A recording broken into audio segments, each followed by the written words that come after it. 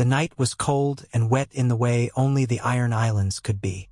In a small village on the craggy coast of Great White, a fisherman named Pinter prepared to cast off in his old, salt-stained boat. The hull was battered by years of waves and storms, its boards a patchwork of repairs, and its little sail more patches than sail. But in the Iron Islands, men took pride in wringing what they could out of bleak and rocky shores, and Pinter had no intention of giving up on his livelihood. His wife needed food to salt, his son needed boots, his father was too feeble to leave their hut most days, and so Pinter had no choice but to fish. He rowed out before dawn broke, as was his routine, the only difference being that the wind had turned uncommonly chill the night before. It felt as though autumn had died a premature death and winter had slithered in. The sky was moonless, black enough that he could barely see the water beneath him, only the crest and hiss of waves and the starlight that glimmered for half a heartbeat atop the whitecaps. The iron-born fisherman sang a low, tuneless chant to keep his mind occupied, hooking a lantern on the prow to let other boats know he was there, though few would be out at this hour, and to give him the slightest bit of warmth. He never saw them coming. The seas stirred, and his lantern flame sputtered. The wind picked up, slicing through his layers of wool as if they weren't there at all. Pinter squinted into the darkness. He felt movement and heard a faint scraping, but saw nothing. Suddenly, a shape lurched out of the water. The fisherman's first thought was that some grotesque sea creature had reared its head. He smelled rot on the salt breeze. Then he made out an armored limb, glimmering faintly in the starlight, but coated in something that looked like frost, or was it ice? Something clicked and hissed. Another shape rose behind it, water streaming down a pale torso, dead eyes set in a discolored face. They were not men, not truly, but they walked as men walk. The fisherman tried to scream, but no sound came. Before he could even think to move, one of them reached across the rocking boat, gripped the lantern's handle, and snuffed out the flame with long, cold fingers. Pinter's blood turned to ice. He could feel the temperature drop even more, breath turning to dense fog. A sword of impossibly clear ice drifted before his eyes, the tip glinting with starlight for an instant. Another moment passed, and the fisherman's world ended in silent horror. No villager on Great White thought to look for Pinter until after midday. He was often gone from dark until the sun stood high, though usually he returned by now with either a net of thin, silvery fish or grumbles about the poor catch. But that day, when the clouds began to bruise the sky, spitting a cold rain that turned the shore into a jagged battlefield of slippery rocks, the men by the docks started to talk. By dusk, rumors abounded. Maybe Pinter lost en or drifted, maybe he drank too much ale and forgot to rise before dawn, maybe he ran off to the mainland, though that was laughable. What Ironborn would do that without good reason? By nightfall, his wife, Rella, was in tears, standing at the end of the dock, looking out over the black water for any sign of his battered boat. She saw a shape at last. Her hope rose only to be dashed. The craft that washed against the rocks was indeed Pinter's boat, but it was empty, battered, as though it had been churned in a storm. Two enormous rents scored its hull, wide enough that frigid seawater lapped inside, half filling it. There was no sign of Pinter, nor of any catch, no net, no lines, just stray bits of waterweed and a charnel stench that made Rella's stomach clench. She and her neighbors exchanged baffled looks. There had been no storm that morning, so how did this boat come to be so ruined? Had they known then what was rising from the depths, they would have burned the boat and fled inland. But this was not the way of the Ironborn. They believed in paying the iron price, in reaving and raiding, in stoicism and standing their ground. The fisherman's disappearance became another grim tale, and most wrote it off. No one guessed that the horrors which had once stirred in the far north, beyond the wall, had now found a new path, or perhaps discovered a moment of strange opportunity, to slip along the cold currents of the western seas and find landfall among these rocky islands first. No word had yet come from the north that the dead were walking. So the good folk on Great White, old and young alike, could never have imagined that their world was about to be upended. 2 nights later, on Pike, the seat of House Greyjoy, the Lord Reaper of Pike, Balon Greyjoy, was in a black temper. Rain hammered on the ancient stone towers. Salt winds blew in from the ocean, rattling windows and sending a mournful howl through the corridors. A handful of men had sworn they saw something strange out in the bay, shapes moving along the shore like ghosts. Balan called them fools. The fisherman, Pinter, was presumed drowned. So it went in the Iron Islands. The sea took many, even in calm weather. If there were phantoms in the darkness, it was probably a party of drowned men retrieving salvage from the sea. Balan tolerated no talk of sea whites or other such nonsense, but the quiet hush in the halls spoke of a growing dread. With eyes narrowed, Balan paced near the grand table that depicted the Iron Islands in craggy detail. The House of Greyjoy had been reeling for years, spurned after the Greyjoy rebellion.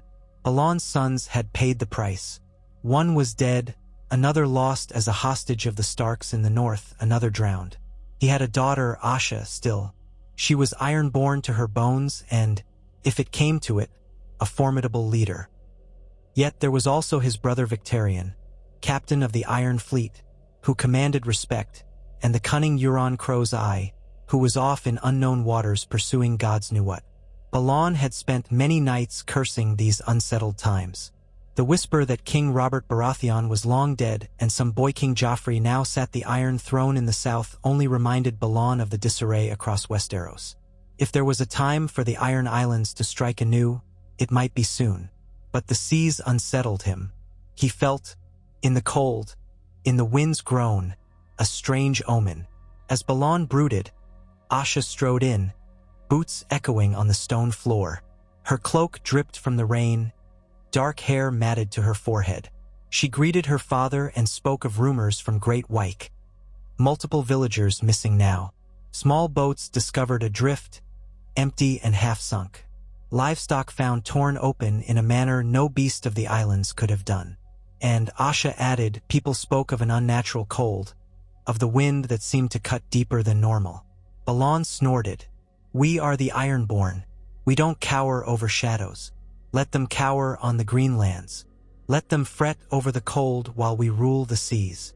But beneath his bluster, Asha sensed worry in her father's tone. For if not for worry, why would he be pacing at this hour while the storm raged? Despite being a fierce raider and cunning captain, Asha held caution in her heart this night. She proposed sending men to investigate, but Balan waved her off. We have more pressing matters, he growled. The mainlands are in chaos. The Lannisters rule, but the North might rise in rebellion, I hear.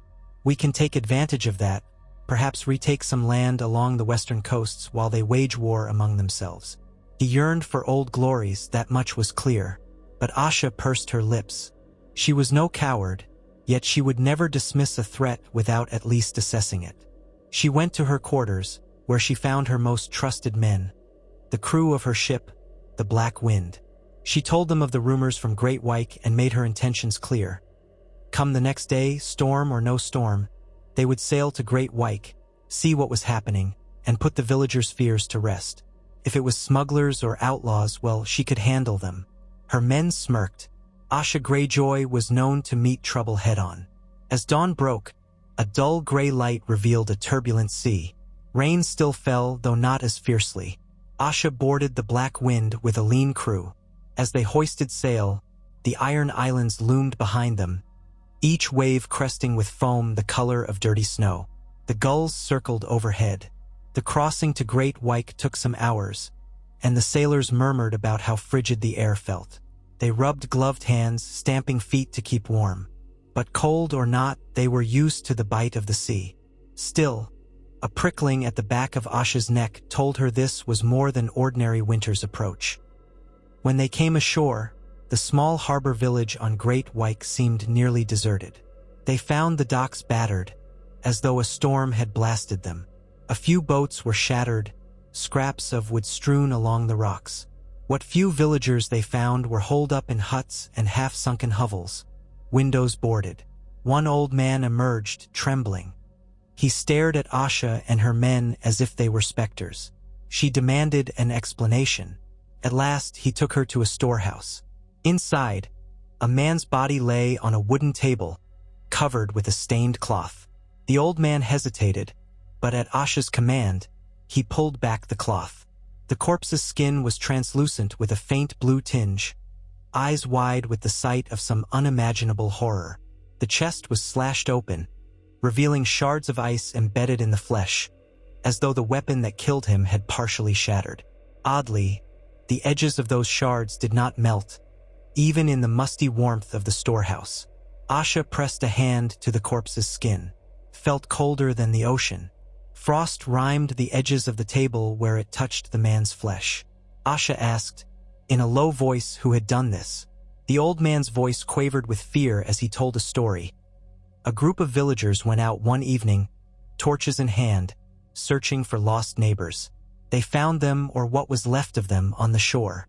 Standing over the bodies were pale shapes, tall, armored in a gleaming material that looked like ice itself. The torches sputtered and went out of their own accord, or so the old man claimed, leaving them in utter dark. The men turned and ran, but these creatures came after them, and they had swords of ice, silent as the grave.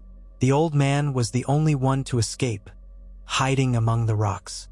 He heard screams, the clash of steel, then chilling silence. When dawn came, the old man crept back, discovered one body on the shore. The rest were gone. He had never felt such a bitter cold in all his years. Asha studied his face. He was no wide-eyed boy spinning tales for attention. He was terrified, and she felt the faint stirring of that terror in herself. The White Walkers, she thought. She had heard the old tales, like everyone else in Westeros, though the Ironborn seldom spoke of them. That was old history from the Long Night, a threat from the far north beyond the wall. Now some said it was myth, but the shards of ice in the corpse's chest were no myth. She left the storehouse in haste, telling her men to gather the villagers in the largest hall. In truth, few enough souls were left here. Many had fled inland or died on the beaches. Only about a dozen haggard, frightened villagers gathered, casting fearful glances at the stormy sky. Asha laid it out plain.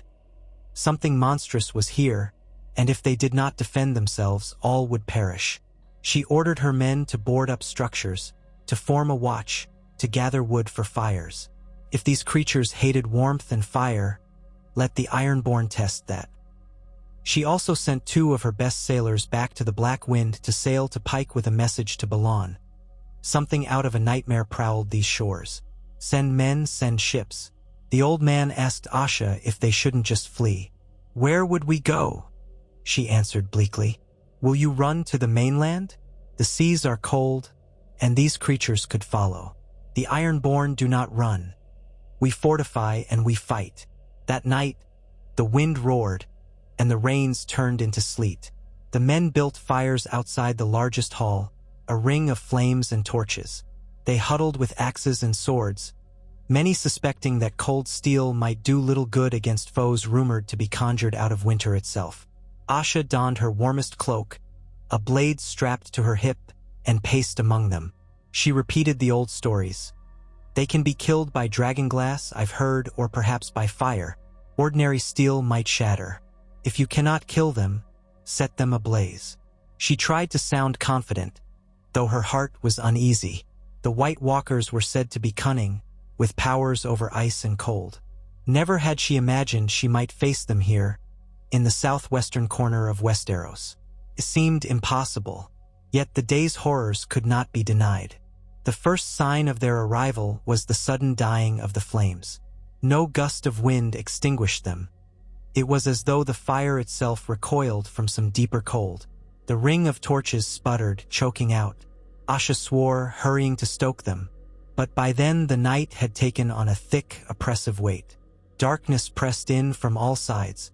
The only remaining light was the faint glow from the largest bonfire they had made, and even that looked disturbingly dim. Then they saw movement, a shape at the perimeter, just beyond the reach of the fire, flickered and vanished. More shapes glided silently between the huts, drifting in half-seen silhouettes. There was a hiss of ice, a subtle shift in the air that formed frost on the ground, creeping toward the flame like a living thing. One of Asha's men hurled a torch. It landed in the wet mud and sputtered out in a wisp of foul-smelling smoke. In that brief second of illumination, Asha glimpsed them. Tall, gaunt figures with flesh pale as milk, eyes shining with a faint blue luminescence. They wore armor that looked chiseled from ice. The entire world seemed to flinch with cold as they stepped forward. One raised a sword that glimmered like a crystal of pure frost. Another behind it released a strange, rattling hiss that might have been a laugh. Then they attacked. The Ironborn fought valiantly. Axes crashed down, swords thrust forward. But against the first White Walker's icy blade, a sword shattered into shards of steel. A man's shriek tore the night air as he realized the stump of his blade was worthless. Another man tried to bring an axe down, but the creature moved with inhuman grace, sidestepping, leaving the man staggering off balance. In a heartbeat, it drove its frosty sword into his chest. As soon as the blade pierced him, a thin rime of ice formed around the wound. The man froze from inside out, flesh turning pale and brittle. Another man thrust a spear forward, grazing a White Walker's side. It hissed, more enraged than injured. Then it gripped the spear shaft, yanked it free, and snapped it in half as though it were no more than a twig. Asha bellowed orders. "Light them on fire!" She grabbed a torch from the bonfire, hooking it into the head of a pitch-soaked arrow, then fired from her shortbow. The arrow nicked one of the creatures, causing a faint wisp of steam. It recoiled slightly, though not in agony. Still, it was a reaction. The Ironborn scrambled to fling flaming oil, but the sleet that hammered them made it near impossible to keep a flame alive. In moments, the ring of defenders was broken. Some of the creatures advanced toward the largest hall, where half the villagers had gathered. Realizing the building was full of potential victims, Asha roared and led a desperate charge. She swept up a torch in her offhand, her sword in the other. She tried to hack into one White Walker's flank. The blade rang as though striking stone, but she kept at it, kicking and slashing. Two of her men rushed to help, jabbing with pikes that had cloth wrapped around the tips, soaked in oil. The pikes caught fire for a moment, and the White Walker let out a strange, shrill noise, reeling backward a half-step. The men pressed, thrusting. A wisp of flame clung to the creature's icy armor, melting it. Asha saw her opening, brought her sword down on its neck. The blade bit, cracking through partially melted ice, and the White Walker crumbled into a swirl of icy shards, evaporating into dust and cold mist. It was a small, exhilarating victory, but more were coming. Asha glimpsed half a dozen, maybe more. She recognized they could not hold them off long. These foes were too potent, their very presence turning the ground slick with ice. She bellowed at the villagers huddled in the hall. "Get out now! Run to the ship if you can. We'll cover you." The white-faced peasants hesitated, but seeing the unstoppable slaughter, they rushed out of the back of the building, heading for the rocky path that led to the harbor. Asha knew they might not all make it, but it was their only chance. The Ironborn tried to hold the line, forcing the White Walkers to face steel and fire, limited though it was. A second White Walker advanced on Asha, swinging that crystal sword in a fluid dance. She barely parried in time, her sword quivering. Sparks flew, no, not sparks, but icy chips. The blow made her arm go numb. Another strike hammered her guard aside, smashing her into the mud. Pain exploded in her side. She stared up at the creature, seeing those glowing blue eyes. Felt like the eyes of death itself. Summoning her last scrap of strength, she held up a small, stubby dagger, dragonglass, black as night. She had carried it for luck, half remembering old tales that glass from dragonfire could slay these beings. The White Walker's eyes flicked to the blade. Its mouth opened in a silent snarl. Then it thrust its sword downward. Asha twisted aside, just enough that the tip only grazed her leather jerkin, slicing it open. She rammed the dagger up into the creature's torso, feeling the impact like she'd struck the side of a frost-laden tree. For a heartbeat, nothing happened. Then cracks spidery as lightning spread across the White Walker's chest. It shrieked, a hideous noise that made Asha's bones quake. The entire figure seemed to fracture into a million icy shards before collapsing into the mud and vanishing in a swirl of frost. Asha gasped, struggling to her feet, and realized that dragonglass might be their best weapon. If they had enough of it. They did not. Her men were dying. Each time a White Walker advanced, a half-dozen men needed to swarm it with torches and pitch-laden pikes. Sometimes that was enough to drive them back, sometimes not. The night was thick with screams. Finally, she shouted the retreat. The hall was ablaze behind them. The White Walkers set upon it with some unholy cold, freezing and cracking the beams, and ironically, the villagers themselves had lit fires inside for warmth, which combined with the structural damage to cause an explosion of flame. The spire collapsed in a spray of sparks. Every flicker of that flame revealed the silhouettes of the inhuman foes, striding through the chaos, unstoppable. With nothing left to defend on Great Wyke, Asha ordered her men to flee for the harbor. The mud, the sleet, the swirl of smoke from the burning hall. It all turned that retreat into a harrowing scramble. They found some villagers too wounded or terrified to move, and the White Walkers showed no mercy. Asha forced herself to look away more than once, her heart burning with rage. She knew that the real fight was yet to come. When at last she reached the harbor, she found about a dozen survivors clinging to the piers. Some boats had smashed or floated away, but the Black Wind was still intact. By the drowned god's mercy, the crew she had sent to gather messages had returned just in time. They had cast off from the pier, fending off drifting wreckage, and now rowed close enough to let the survivors leap aboard. Asha turned to see if more of her men were coming. The moan of the wind answered. She saw no sign of them. Heart clenched in grief, she leaped into the boat, shouting for them to row, row, row. The waters churned, the dark waves flecked with foam. Sleet lashed them. Asha peered back at the shore. She saw shapes prowling among the rocks. The White Walkers did not appear to pursue them into the water, though she could not be certain that was any comfort. She had heard the old stories of whites, corpses reanimated to do the bidding of these icy masters, and wondered if soon the corpses on those shores would rise as well. She felt sick imagining that possibility. But her duty now was to bring word back to Pike. Perhaps the entire Iron Fleet would be needed to stave off this threat, if it could be staved off at all. They made landfall on Pike at dawn, exhausted and ragged. Asha went straight to her father, who was furious at the losses but could not deny the reality. Balon Greyjoy was not a man to frighten easily, yet at the sight of the wounded survivors and Asha's own haunted eyes, his mouth pressed into a grim line. He ordered ravens be sent to the other islands at once. Something dreadful plagued the Iron Islands. "We will not let our people be slaughtered like sheep," he declared. But as he said it, a hush fell on the Great Hall. The Ironborn had never faced an enemy quite like this. They had battered themselves against storms, navies, armies, dragons in bygone ages. But living ice and the walking dead were outside their lore and comfort. Word traveled swiftly across the Iron Islands. On Harlaw, Lord Roderick Harlaw, known as the Reader, sat in his library reading the old accounts of the Long Night. He read of how the First Men and the Children of the Forest had supposedly come together to drive the others back with dragonglass. He closed the book, trembling. He had few illusions. The Ironborn had no supply of dragonglass at the ready. Harlaw was the seat of knowledge in the Iron Islands, but even that knowledge might not save them unless they could secure the right weapons. On Old Wyke, the priests of the drowned god gathered in the ancient stone circle to pray.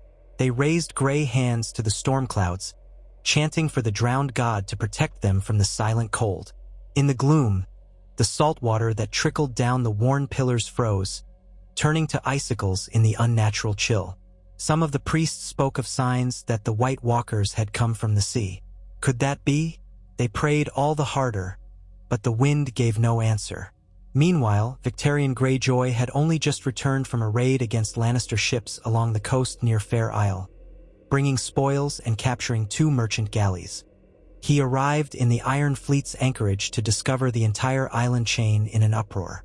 Balon's summons reached him swiftly. Victarion, a mountain of a man with massive arms and a ruddy face scarred from battle, was neither scholar nor strategist. He was a blunt instrument, one of the fiercest warriors at sea. At hearing these rumors of living ice, he sneered. But when Asha told him how her men's steel shattered and how men froze where they stood, he clenched his jaw. Fight was a fight, but this sounded like something else entirely. Nonetheless, Victarion roused the captains under his command. "We shall stand," he declared. "We are Ironborn. No demon or wraith will drive us from our seas." As the Iron Islands mustered, fear spread. On Great Wyke, the White Walkers did not remain idle. They prowled along the shores, venturing into villages, transforming them into charnel houses. Soon whites began to appear, shambling corpses with eyes of blue, commanded by their icy masters. The few survivors who escaped told tales of dead kin rising, blank-faced and lethal, slaying the living in a swirl of snow and ice crystals. This was not an invading army in the conventional sense, but it spread like a plague, unstoppable, fueling itself on death. Balon Greyjoy called a gathering of the captains and lords in Pike's Great Hall. The captains came with more caution than usual, their sails battered by winter winds, the hulls of their ships coated in a thin layer of frost. Among them was Dagmar Cleftjaw, an old reaver with a face marred by a splitting scar, who insisted they mount immediate raids upon Great Wyke's shores to purge the threat. Roderick Harlaw cautioned that steel alone would fail them. Asha recounted her own experience, emphasizing how Dragonglass had worked. "Where do we get it?" Dagmar demanded. None had an answer.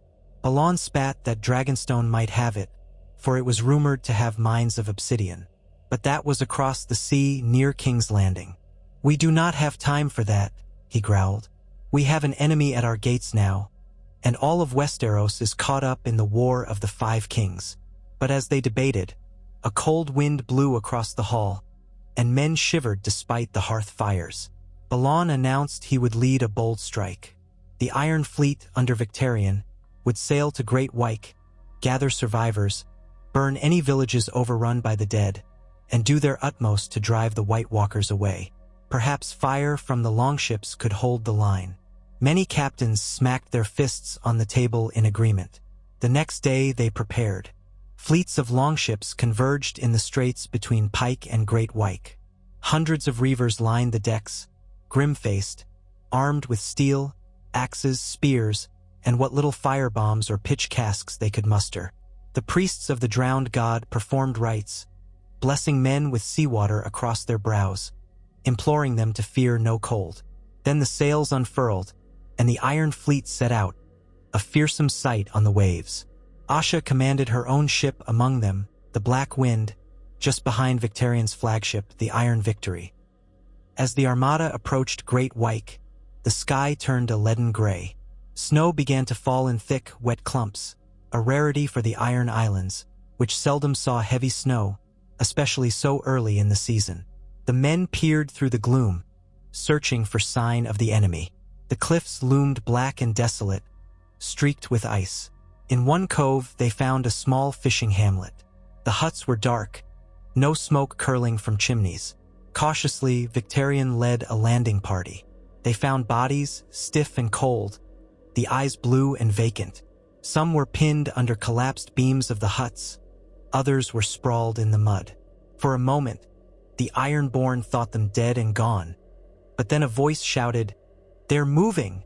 The corpses stirred, rising with eerie slowness, limbs cracking as though frozen. Their eyes glimmered with that unholy light. The Ironborn attacked, hacking the whites to pieces. That much was straightforward, though unsettling. Victarion bellowed orders to burn every corpse.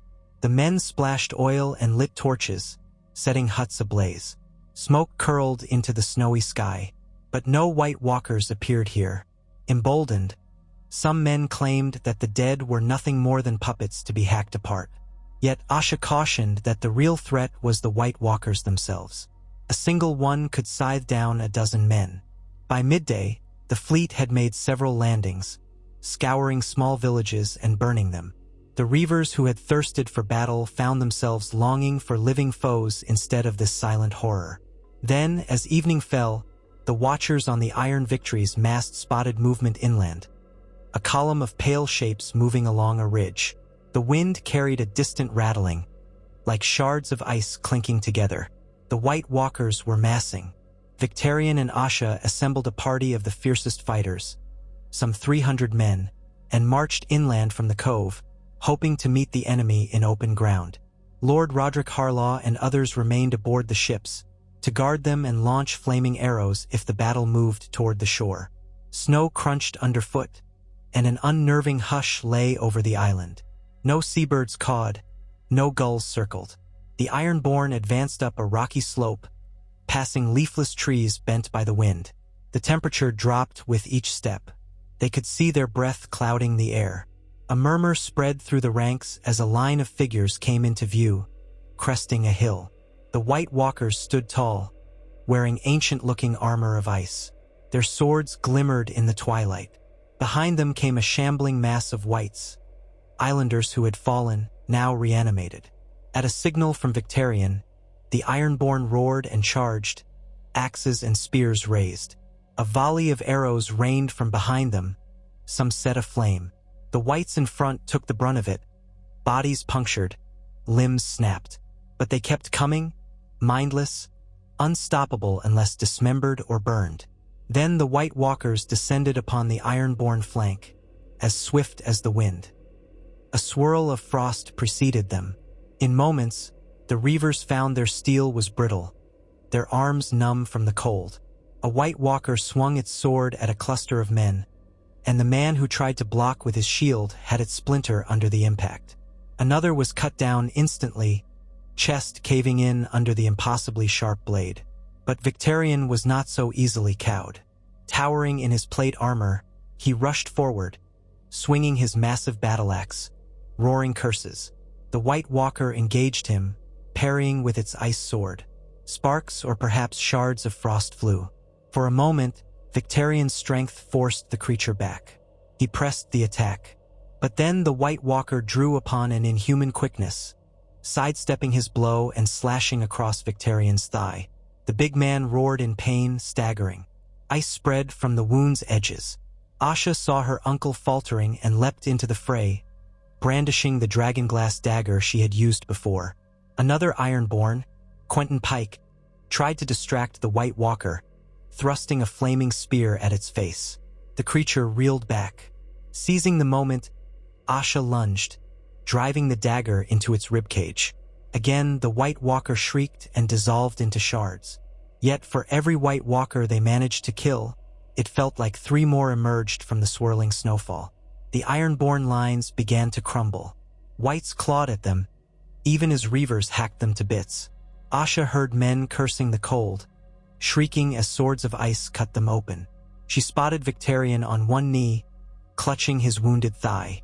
"Back to the ships," she cried. Men were already fleeing, dragging the wounded. Some were too far gone, pinned under the whites, devoured by frozen hands and snapping jaws. Asha and a handful of her men formed a rear guard, tossing torches and flasks of burning pitch to slow the enemy's advance. The White Walkers stood on the crest, silent watchers, content to let their whites drive the humans away. By the time Asha's group returned to the cove, half their number was dead or missing, and dozens more were wounded. They scrambled into longboats that rowed them to the waiting Iron Fleet. Word spread among the crews. The White Walkers had taken Great Wyke. The Ironborn were powerless to dislodge them. Balon Greyjoy, who had remained behind on Pike, would soon learn of this calamity. The discussion turned to whether they should attempt to blockade the island or flee. But many insisted the Ironborn never flee. They had come for a fight, yet that fight was beyond them. The White Walkers were an enemy that scorned typical warfare. If Great Wyke was lost, the question was, would they cross to the other islands? Asha took stock of the situation. She saw that if they remained in these waters, they could watch the island's shores, perhaps intercept if the White Walkers tried to cross in boats or rafts. Did White Walkers even need boats? The old stories said they hated water. Some said they could freeze lakes to walk across them, but the sea was vast and restless. Could the White Walkers command the ocean's cold to create an ice bridge to the other islands? It sounded impossible, but everything about them was impossible. So the Iron Fleet lingered off Great Wyke for 2 nights, patrolling. A bitter wind whipped the rigging, men coughed and cursed, Some succumbed to a creeping frostbite that took fingers and toes. On the third day, a raven arrived from Pike with urgent orders from Balon Greyjoy. Return and defend Pike. The White Walkers have reached Orkmont and Black Tide. That news stunned them. How had the enemy reached Orkmont and Black Tide? The distance was considerable. Had they crossed beneath the waves, or found some monstrous ferry? None could fathom it, but the results were the same. The war was no longer contained to Great Wyke. The White Walkers were on the move, and the entire island chain was threatened. There was no question now. The Iron Fleet had to regroup. They set sail for Pike, battered and uncertain. Meanwhile, across the waters to the east, the rumors of strange doings in the Iron Islands began to seep into the Westerlands. Merchants who dared sail near the isles spoke of ghostly shapes, dead men walking. At first, the Lannisters dismissed such talk. The Westerlands had their own troubles. Robb Stark's forces marched south. Tywin Lannister was trying to maintain King Joffrey's hold on the throne, and Stannis Baratheon was rumored to be mustering at Dragonstone. In this swirl of warfare, the idea that an undead host had invaded the Iron Islands sounded too far-fetched for most to believe. But as fishing boats with frightened refugees landed in Lannisport, and as occasional Ironborn ships arrived seeking blacksmiths or alchemists who could craft dragonglass arrowheads, the story grew harder to ignore. The White Walkers are real, the Ironborn insisted, and they are here. Such reports caused mild panic among certain merchants, but the Lannisters had neither time nor inclination to come to the Iron Islands' aid. Indeed, House Lannister had never been friendly to the Greyjoys. If the Iron Islands were suffering, so be it, unless the threat might spread to the mainland.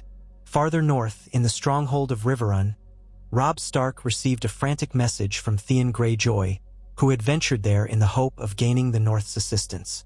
Theon had once been the ward of Eddard Stark, bound to the Starks as a hostage for his father's good behavior. He had parted ways with Robb on uneasy terms in canon, but in this scenario, with the White Walkers attacking his homeland, Theon found himself desperate. Perhaps, he reasoned, the Starks would understand the horror of the others. If the Greyjoys had ever needed an alliance, it was now. So Theon traveled in haste, ignoring the uncertain loyalties of men who might see him as a traitor or a turncloak. He arrived at Riverrun, half-frozen, to find that Robb Stark was in council with his bannermen, planning to meet the Lannister threat. Theon demanded an audience, telling them the White Walkers had come to the Iron Islands, that the situation was dire. Catelyn Stark, present in the hall, looked upon Theon with cool eyes, not trusting him. But Robb, though angered by his friend's betrayal in some timelines, here listened with growing alarm. For the boy had heard rumors from the north that the dead walked beyond the wall, that Winterfell was stirring with talk of ancient foes. Here, Theon parted from the standard story, pouring out his fear and heartbreak over what was happening in the Iron Islands. He pleaded for help, for men, for dragonglass if they had any, for knowledge. The Stark bannermen were skeptical. The Riverlands had their own war, but Robb remembered the lessons from his father. If the White Walkers truly stirred, all of Westeros was in danger. "We must send word to the Night's Watch," Robb concluded. "They track these threats, but we cannot spare an army. Not when the Lannisters hold my sisters in King's Landing." Theon argued that if the White Walkers consolidated their hold on the Iron Islands, they could threaten the western coast. If they found a way to cross the Sunset Sea, or even simply ride freezing winter winds into the Westerlands, the realm would be in peril. "If you don't help us now, the war will come to you eventually," Theon said, voice hoarse. But the best Robb could do was promise to dispatch ravens and ask the Northern Lords if they had any store of dragonglass. For the immediate future, the North had no means to sail west in force. Winterfell was far from the sea, and the Iron Islands had never been a friend to the Starks. Theon left with a heavy heart, uncertain if any real help would come. Back on Pike, Balon Greyjoy raged at the lack of assistance from the mainland. "They'll pay for this betrayal," he fumed. "The Ironborn have always stood alone, and now we must stand alone again or perish." Meanwhile, the White Walkers were striking all across the archipelago. Fishing villages vanished overnight. Watchtowers that once signaled by beacon to each other were extinguished and found encased in ice. The nights grew longer, or so it seemed, and the cold seeped into men's bones. Soon, Euron Greyjoy returned from wherever he had been. Some said he'd traveled to far-off lands in search of dark magic, and found his homeland under siege by winter specters. Euron, unpredictable as ever, whispered that this was a sign that a new age of terror had come, and only those with the will to harness such power would survive. Some said he sought to capture a White Walker, or to find their source of power to bend them to his will. None could prove it, but Asha shuddered to think what Euron might do. In the midst of the chaos, Balon gathered what forces he could on Pike. The castle's towers, separated by swaying rope bridges, perched precariously on rocky stacks. The approach from the sea was formidable, but the White Walkers did not fight conventional sieges. If they landed in sufficient numbers, or if whites rose from drowned corpses along the beaches, Pike could be surrounded from the rugged coastline. With the Iron Fleet battered and morale low, the Greyjoy seat was precarious. So Balon conceived a last-ditch strategy. He would attempt to unify the Ironborn on Pike, gather every man, woman, and child, and hold the seat. If it proved impossible, they might have to take to the sea en masse, sail east, and seek refuge or alliances on the mainland. It was an unthinkable notion for proud Ironborn, but survival overshadowed pride when the foe was unstoppable. In the nights that followed, the White Walkers advanced in scattered raiding parties, turning each island into a patchwork of dead. From the deck of the Black Wind, Asha watched the moonlit silhouette of Harlaw as they passed by. Fires burned on the horizon. She wondered if that was Roderick Harlaw's attempt at some final stand, or the White Walkers themselves setting the land ablaze by unnatural means. The next day, the Black Wind reached Pike, battered by gusting winds that carried flurries of snow. Asha found Pike's harbor transformed into a cramped chaos of ships.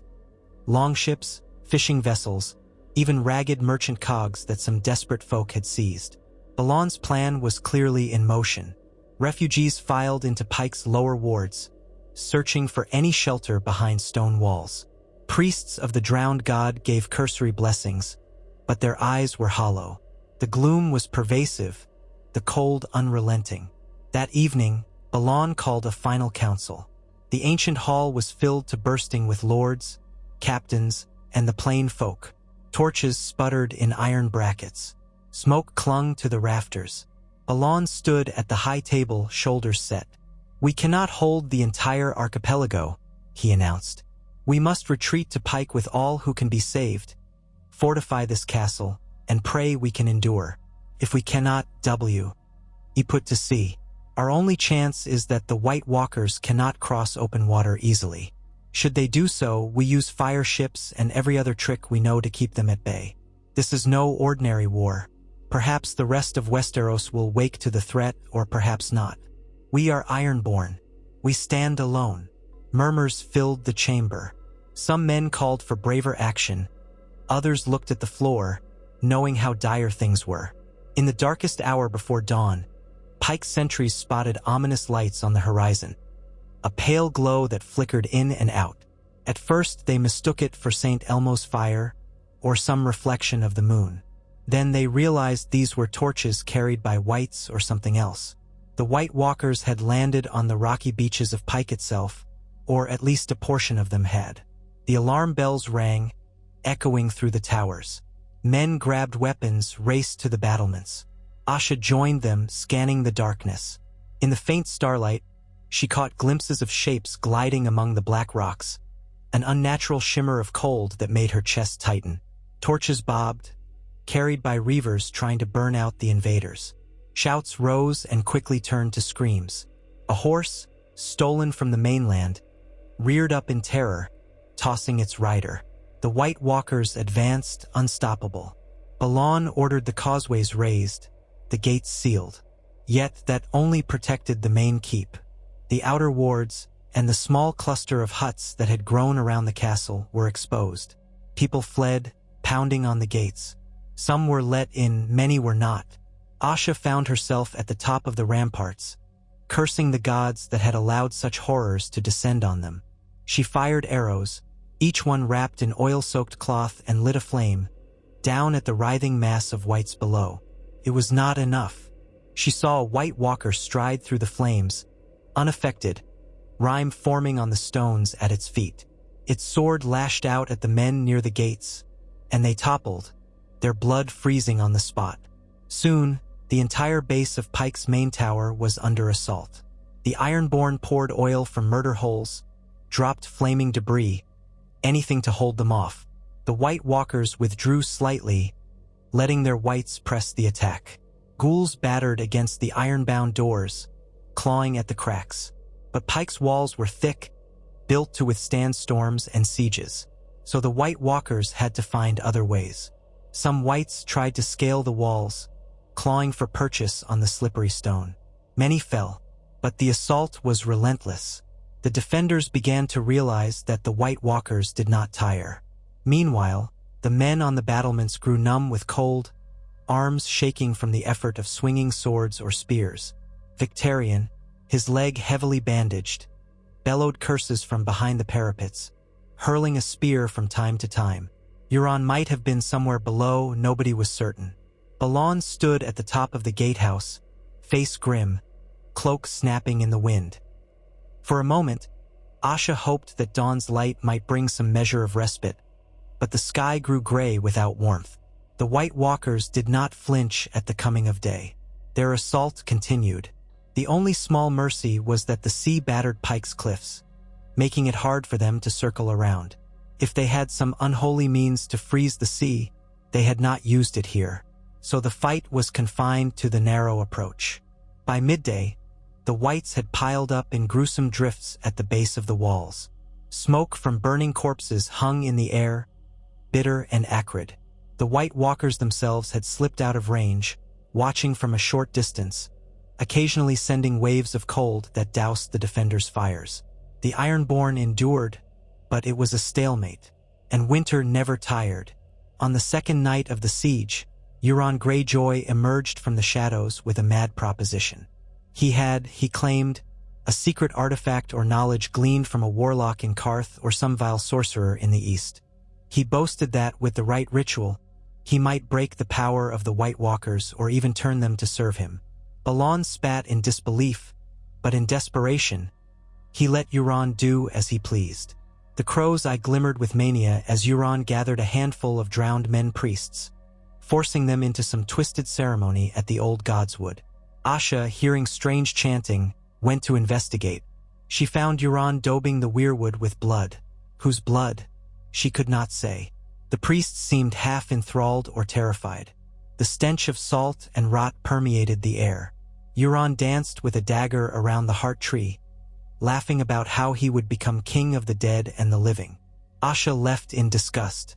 This was no path to salvation, she thought, only deeper damnation. The White Walkers must have sensed something, or perhaps the time was simply ripe. Before dawn, a fierce wind pummeled Pike, bringing stinging sleet that coated every surface with ice. It was as though the entire castle was caught in a freezing tempest. The gates, the walls, everything was slick. Men trying to walk on the battlements slipped and tumbled. Then the White Walkers advanced again, an implacable line of glimmering figures, and behind them a legion of whites. They battered the gate anew. The iron hinges groaned, half frozen. Men rushed to brace it from within. The door burst inwards with a thundering crack, flinging men aside. Cold air surged through the opening. The White Walkers swept in, swords raised. The courtyard erupted into chaotic battle. Torches and braziers were overturned. People shrieked, stumbling over the icy flagstones. Balon Greyjoy himself stood at the top of the steps, axe in hand, roaring defiance. One White Walker strode right up to him. Balon swung furiously, but the creature parried each blow, shards of frost spraying. Asha tried to reach him, but the press of whites and fleeing small folk hindered her. Then, with unnerving grace, the White Walker lunged. Balon blocked once, twice, but the third blow found his chest. He toppled with a savage wound. Asha screamed, cutting through a white to reach her father's side. She arrived just as he exhaled a rattling breath, eyes fluttering. The blow had pierced his heart. She felt a wave of heartbreak. For all her father's flaws, he was the Lord Reaper of Pike, the one who had shaped her life. His last words were choked, lips blue with cold. "Fight them, daughter. Do not yield. Pay the iron price." Then his eyes dimmed. Asha howled in grief and fury, launching herself at the White Walker who had delivered the mortal stroke. She had her dragonglass dagger, but the creature vanished into a swirl of snow, sliding back into the melee. Men died all around them. With Balan dead, the Ironborn defenders wavered. Some tried to flee deeper into the castle. Others fell back to the keep, slamming barred doors behind them. The White Walkers methodically cut down every living thing in the courtyard. It became a chamber of horrors. Victarion Greyjoy, hearing of Balan's fall, tried to gather loyal men to mount a counterattack, but his leg wound hampered him. He was forced to rely on a crutch. He roared with frustration as whites poured into the gatehouse. The courtyard was lost. Another group of survivors fled across one of Pike's rope bridges to the higher tower. Euron was presumably in the Godswood Tower, rumored to be in the midst of some unspeakable ritual. Asha found herself leading a ragged band of fighters, including some peasants, fisherfolk, and reavers, up to a tower that overlooked the sea. The steps were perilous, coated with ice. One slip could send them plummeting to the rocks below. Asha's heart pounded.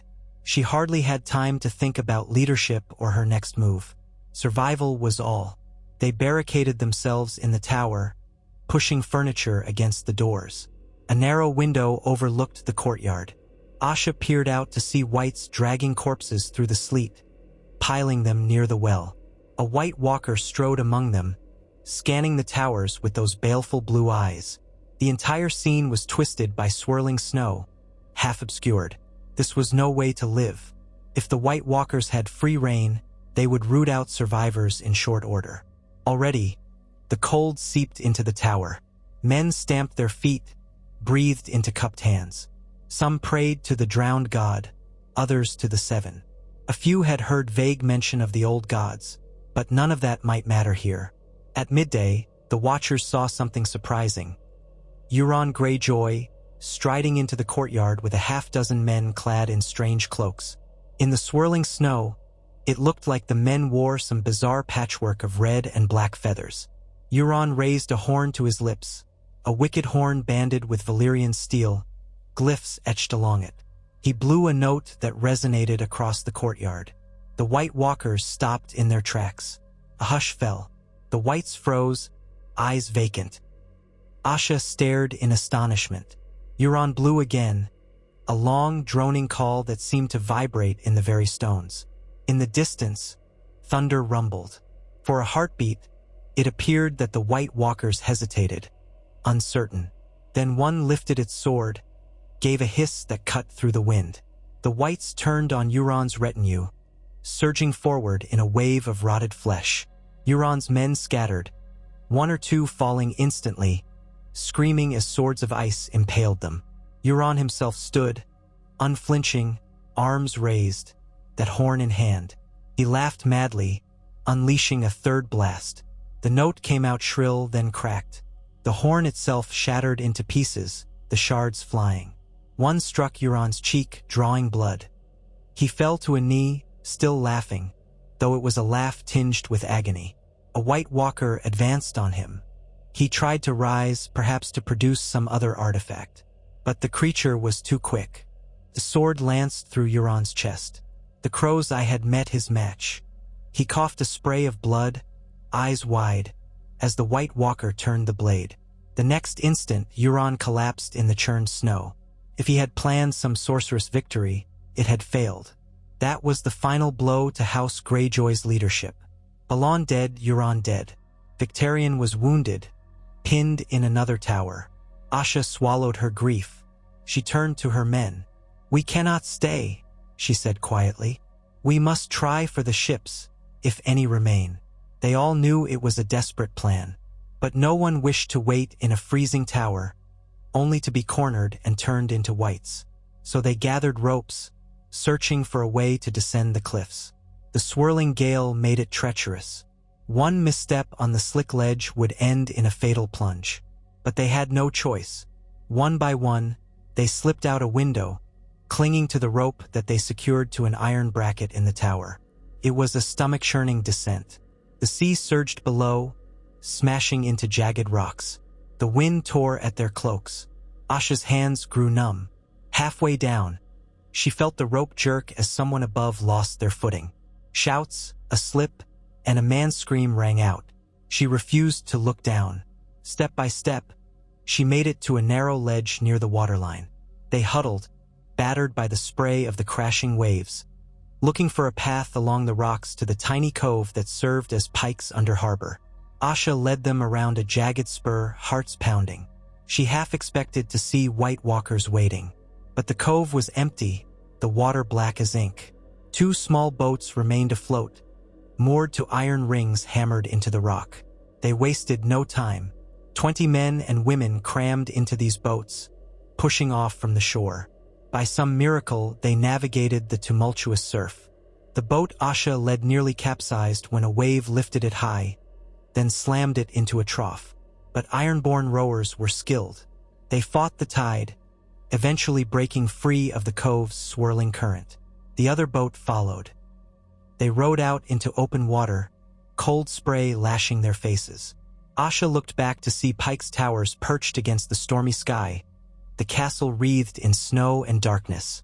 She recalled childhood memories, running across those rope bridges, hearing her father's voice echo in the halls. Now it was lost to the dead, for how could mortal men hope to reclaim it from the White Walkers? They linked up with a meager handful of ships that had likewise managed to slip away. Some had fled earlier in the siege, carrying refugees or simply deserting. The once fearsome Iron Fleet was scattered, many ships lost or burned, their crews devoured. Victarion's flagship, the Iron Victory, was nowhere to be seen. No one knew if he had escaped or fallen. Asha stood on the deck of a battered galley, numb with sorrow, glancing at the drawn faces of the survivors around her. A few still bore the sigils of lesser ironborn houses. They had nowhere to go, but at least the White Walkers seemed to remain on the islands. For a long moment, the survivors drifted in a sort of stunned silence. Then Asha rallied them. "We are not dead yet," she said, voice steady despite the tears in her eyes for her father, her people, her home. "We live, and we can still warn the rest of Westeros. We can still fight. There may be kings warring on the mainland, but none of that matters if this threat devours us all." Some men answered with sullen nods, others with curses. But a grim determination seemed to settle over them. Thus, a ragged flotilla of iron-born survivors sailed east, leaving the Iron Islands in the clutches of an endless winter.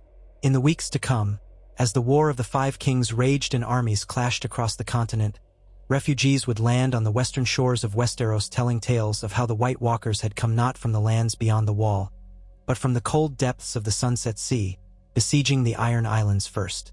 The news would spark confusion and fear. Some called it Ironborn lies, a ploy to trick the Westerlands into letting their guard down.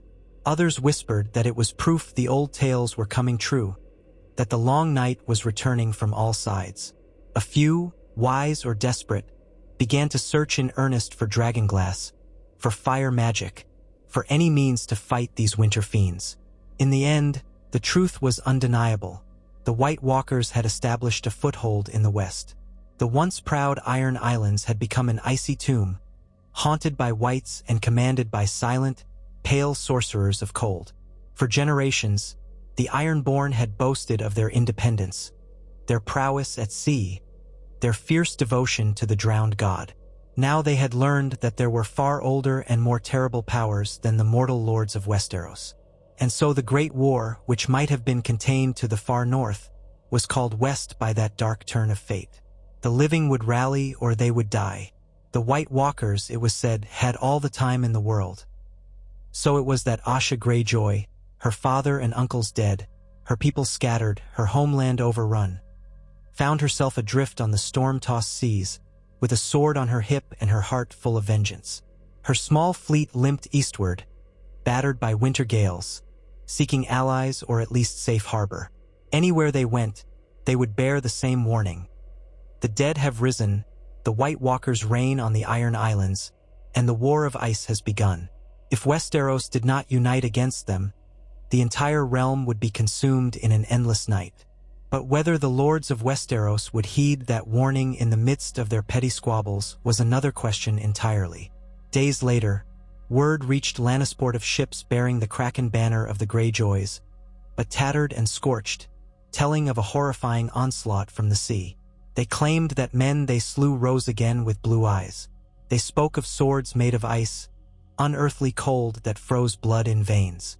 Many of the Westermen balked, but Lord Tywin Lannister's ravens soon carried reports from reliable merchants. The Iron Islands had fallen silent. Where once reaving ships prowled, now only ghost ships drifted, if that. Even the typical trade of salted fish had ceased. Uncanny rumors spread among the coastfolk, who swore that a cold came off the sea at night and that shapes could be glimpsed out on the horizon. Tywin Lannister was not a man to believe in legends lightly, but he was no fool. A hush settled over the Westerlands as he tried to weigh the threat. The War of the Five Kings ground on, but now an undercurrent of dread began to seep into the halls of power. If the White Walkers truly had come in force, was anywhere safe? Meanwhile, in the north, the Night's Watch realized that the threat they had feared might not simply descend from the lands of always winter. It might come from the west as well. The Wall, for all its grandeur, did not encircle Westeros. Word from the new Lord Commander, be it Jeor Mormont or another, went south urging unity. Yet the realm was fracturing, each king more concerned with his immediate battles. The irony was stark. While men fought each other for crowns, the real enemy was on the Iron Islands, gathering in silent inevitability. So the question remained, would the combined houses of Westeros muster enough unity to mount a counter-invasion of the Iron Islands, purge them of the undead, and prevent the White Walkers from using that stronghold to spread the long night? Or would their division seal their fate, allowing the others to expand foothold by foothold until no corner of the realm was safe? On the battered deck of her escape ship, Asha Greyjoy vowed that she would not rest until she had rallied an army to retake her home, or die trying. The storm winds howled around them, as if echoing the cold laughter of the pale foes that now ruled the place she once called home. And in the wreckage of Pike's courtyard, amid frozen corpses and the shattered remains of Euron's strange horn, a White Walker turned its gaze to the roiling sea, to the east, as if hearing the distant thunder of war drums from the mainland. The war for the dawn had begun. Only this time, it started in the west, carried on a black tide of bitter cold. The drowned god's domain lay drowned indeed, beneath a tide of ice and death, as the White Walkers claimed their first grand conquest in the realm of men. Asha Greyjoy stood at the prow of the battered galley, the wind whipping her dark hair against her cheeks. The late afternoon sky was the color of lead, a curtain of cloud that swallowed the horizon, and the water below churned slate gray beneath it. For days, she and the other survivors of the Iron Islands had fled east, the fragments of Balon's scattered fleet limping across an uneasy sea. Asha clenched her jaw, thinking of Pike's ruined towers and the White Walkers that now stalked her homeland. In her worst nightmares, she had never imagined such an outcome. Her father dead, her uncles gone, and the Iron Islands turned into a realm of winter wraiths. Yet here she was, still breathing, heart pounding with fierce determination. They had escaped that horror, and where there was life, there was a chance to fight back. The small flotilla numbered half a dozen ships. The tattered galley that Asha commanded, 2 longships crammed with injured men and frightened fisherfolk, a merchant cog that had been seized at the last moment by escaping Ironborn, and a pair of smaller fishing craft trailing in the wake, uncertain whether they would turn around or follow Asha to the ends of the earth. Each vessel bore scars of the siege at Pike.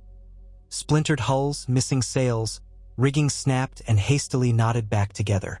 Their crews were exhausted, cold, and haunted. Children huddled below decks, weeping softly for parents lost in the onslaught.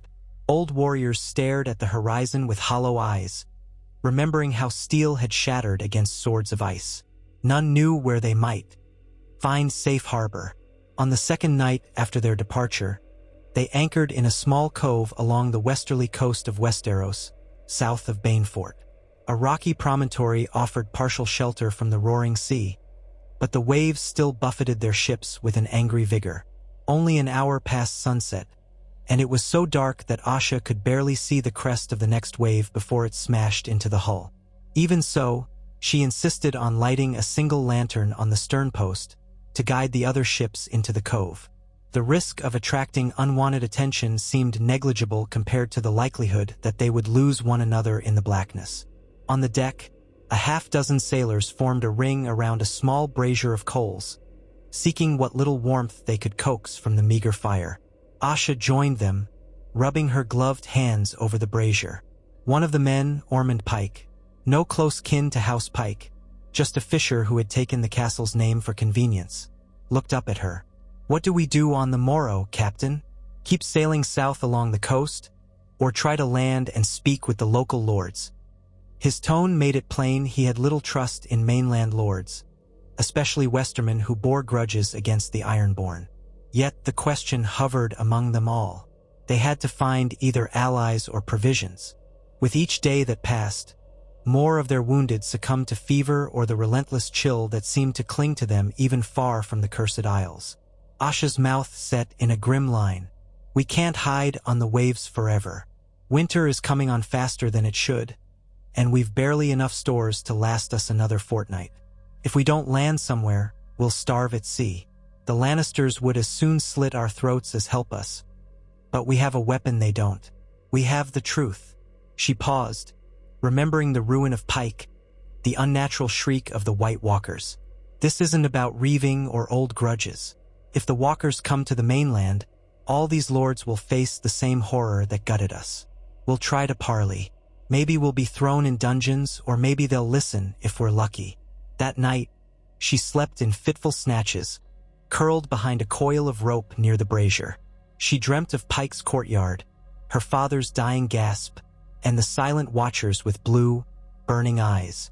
She flailed awake more than once, heart hammering, cursing the cold sweat on her brow.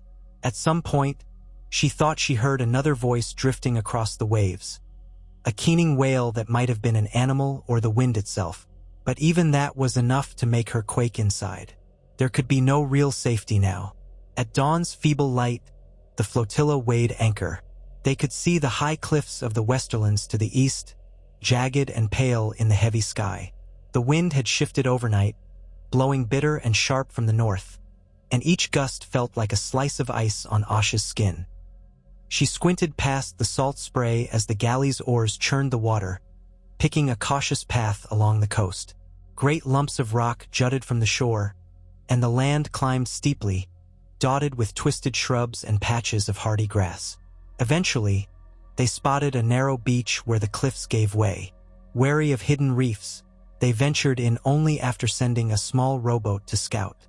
The rowers returned to say there was a shallow cove, a trickle of fresh water from a stream, and no sign of armed men. Asha decided to land. The moment her feet touched the sand, she felt an odd rush of relief. Solid ground, not swaying decks. But that was quickly overshadowed by tension.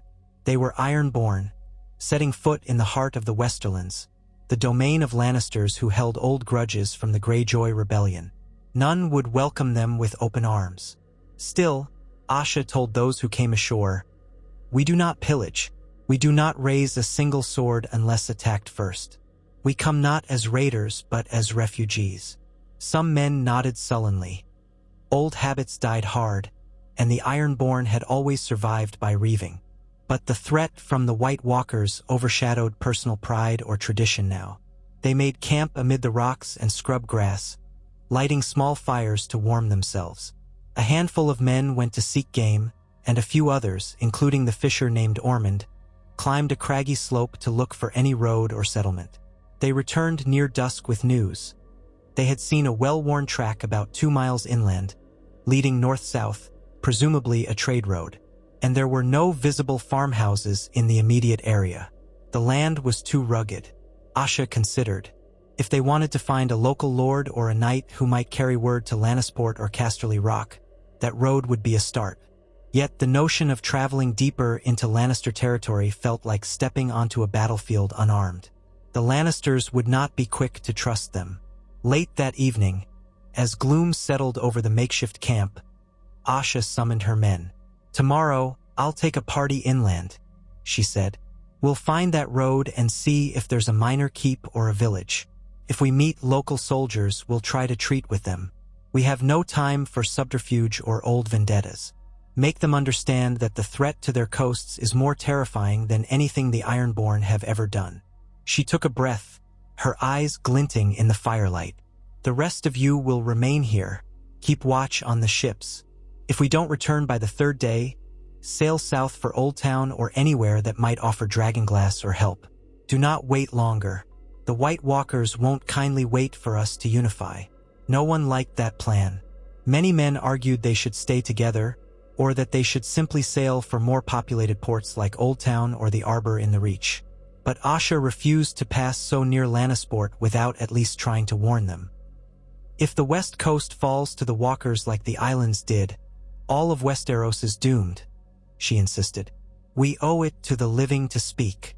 At dawn, Asha led a small band of a dozen. 6 experienced reavers, 3 fishers who had proven quick-witted, and 3 young women from Pike who had lost their families but refused to huddle helplessly in fear. They armed themselves with battered steel and whatever bows they had, though Asha doubted it would help if they encountered White Walkers out here. Still, brigands and outlaws were a possibility. They made their way inland through tangles of thorny brush, the wind hissing across stony ground. The sky remained a dull sheet of gray, threatening snow but never quite releasing it. Cold, but not the supernatural chill that accompanied the others.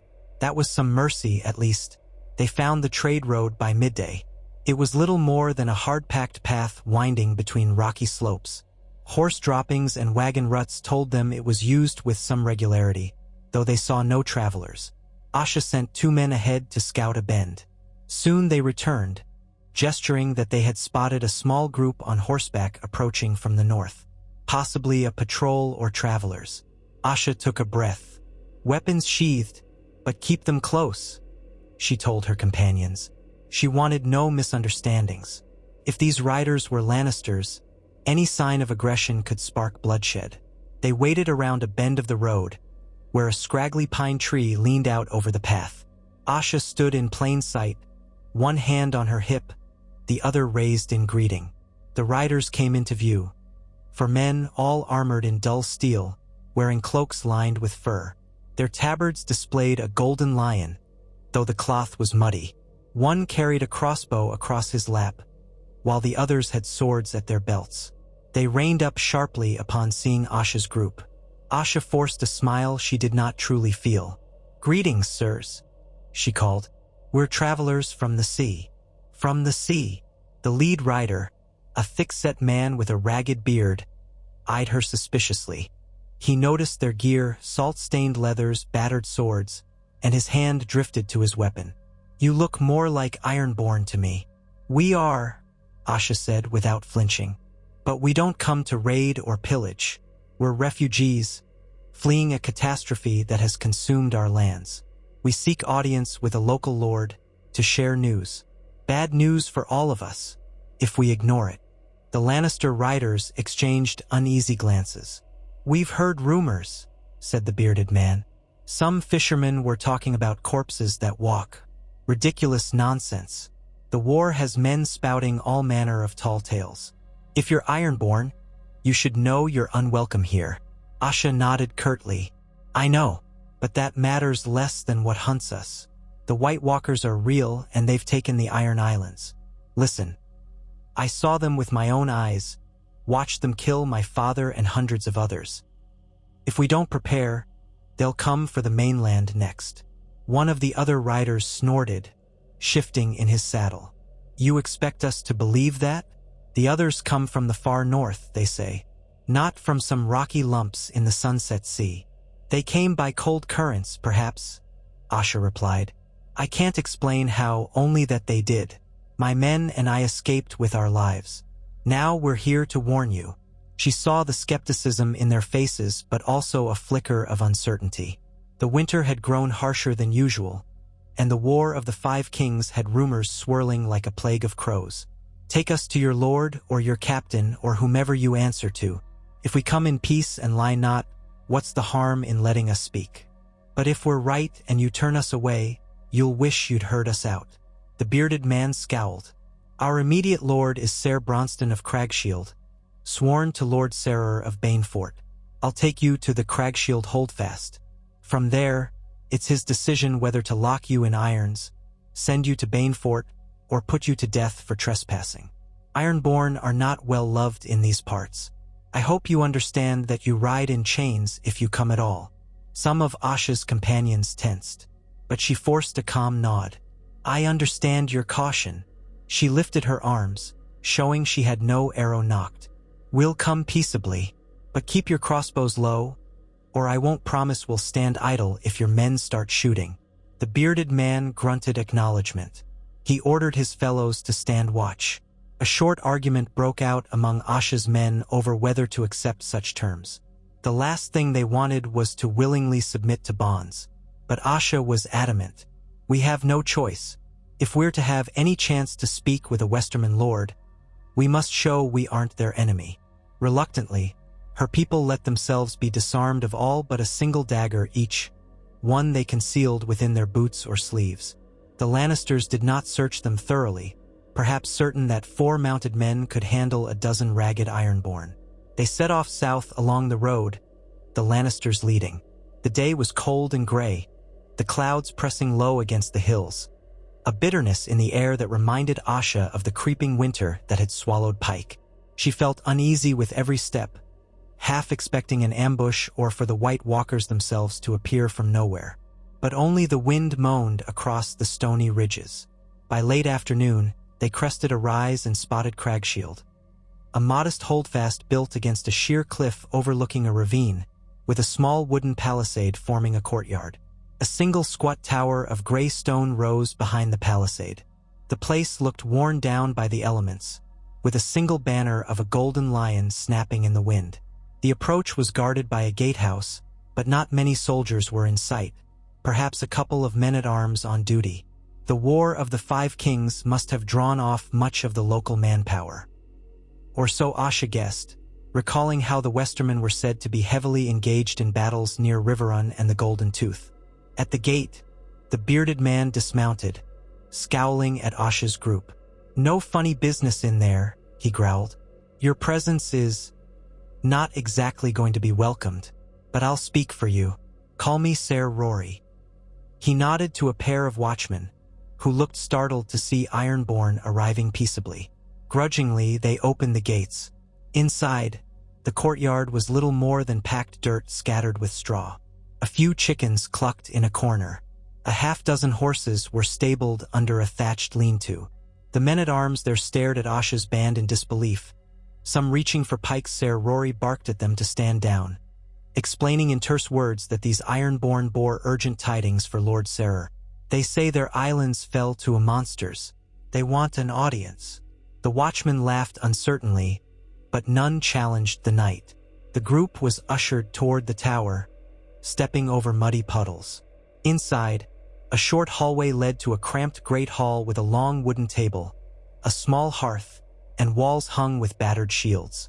There, at the head of the table, sat a balding man in his 50s with gray in his beard, dressed in a threadbare cloak. He looked up in alarm at the sight of so many strangers. Ser Rory bowed stiffly. "Sir, I bring you Ironborn who claim they are refugees, with a dire warning for Banefort." The older man, presumably Ser Bronston, scrambled to his feet, eyes wide. "Ironborn? By the Seven, what's this madness?" He snatched a dagger from the table. A handful of other men in the hall stood, fumbling for weapons. The tension became thick enough to choke on. Asha raised both hands, palms out. "We mean no harm. We've come to parley, to warn you of a danger that threatens us all." "Warn us of what?" Ser Bronston's eyes flicked from Asha's face to Ser Rory, as if suspecting some ruse. "I've heard no word that the Ironborn want anything but to burn and pillage our coasts." Asha took a step forward, ignoring the ring of men leveling spears. "My name is Asha Greyjoy," she said, not bothering to hide her lineage. Her father would have told her it was unwise to reveal too much, but there was no sense in lying. Balon Greyjoy was my father, until White Walkers overran Pike, the seat of my house, killing or scattering my people. I stand here only because I escaped. She paused, letting the weight of her words settle. White Walkers, sire, the others, as some call them, living ice. They devoured my homeland. If we do nothing, they will come for these shores too. A low murmur swept the hall. Some faces contorted in confusion, others in outright disbelief. Ser Bronston dropped heavily onto his chair. The others, from the old stories? You can't expect me to believe that nonsense. Asha's anger flared. I didn't expect them to appear on my shores either, yet they did.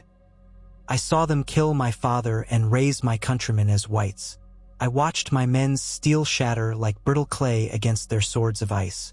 This is not a tall tale. The Iron Islands have fallen, and we fled so we might warn the mainland. Laugh if you will, but once they land, you won't be laughing long. An uncertain hush followed. One of the men present, older and stooped, finally spoke. I've heard rumors from passing ships about unnatural cold and walking corpses, but we get so many travelers spinning wild yarns. He glanced at Ser Bronston.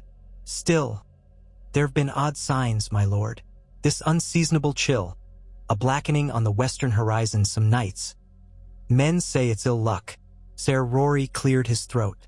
When we found these folk, I thought them a trick, but they came willingly, even into bonds, to share their story. They don't look like a raiding party, more like beggars. Their faces? He flicked a look at Asha's haggard companions. They've seen something. Ser Bronston rubbed his face, torn between suspicion and a grim sense that something was amiss. Finally, he beckoned Asha closer. If I were wise, I'd lock you all in the dungeon or have your heads. The Lannisters remember your father's rebellion well, woman. But these are strange days indeed. King Robert is dead, they say. The boy King Joffrey sits in King's Landing, while Stannis and Renly war over who's the rightful heir. Robb Starks declared himself king in the north. The whole realm is in chaos. If you speak truly, then we face a worse foe than any usurper or rebel. But how can I be sure you're not spinning a lie to trick us? Asha exhaled. Give me a chance to speak with Lord Serrer of Banefort. Let me tell him what happened. Show him the survivors who escaped with me. If you don't believe me, fine, kill me then. But if you do believe, we must send ravens to Lannisport, to Casterly Rock, to every seat in the west. They need to prepare for an enemy that doesn't die, doesn't tire, and wants nothing but our extinction. Ser Bronston's eyes reflected unease. At length he nodded slowly. I'll send word to Banefort. Lord Serrer is mustering men for the war, but perhaps he'll spare time to hear you. In the meantime, you and your companions stay in the yard under guard. You'll be fed, no harm done, unless you try to leave or cause trouble. He cast a steely glance over the Ironborn. Understood. Asha nodded. We won't cause trouble. We can't. There's too few of us left for that. Then she bristled at her own sense of vulnerability. A year ago, she might have scoffed at bowing and scraping before Westerman in a dingy holdfast. But the White Walkers had changed everything. That night, they camped in the courtyard. A chill wind crept along the wooden palisade, rattling the flimsy boards. A single guard patrolled, while 3 more watched from the ramparts. The Ironborn survivors huddled near a small fire. They had meager rations provided by Ser Bronston. Rough bread, some thin stew, but at least it was hot. Asha ate silently, scanning the starless sky. It felt strange, being a captive guest of some minor Lannister bannerman. But she reminded herself that if it meant spreading the warning, so be it. Pride had no place when the dead walked. They waited 4 days. Ravens flew to Banefort and presumably to other local holds, while the Ironborn languished in uneasy captivity. The old soldier who had recognized that strange days were upon them brought them fresh water and, once, an extra measure of stew. The local men-at-arms stared warily at Asha's group but did not harass them. From overheard scraps of conversation, Asha learned that bandits roamed the hills and that Lord Sarer had marched a fair portion of his forces east to meet the demands of House Lannister for more men in the fighting against King Robb Stark.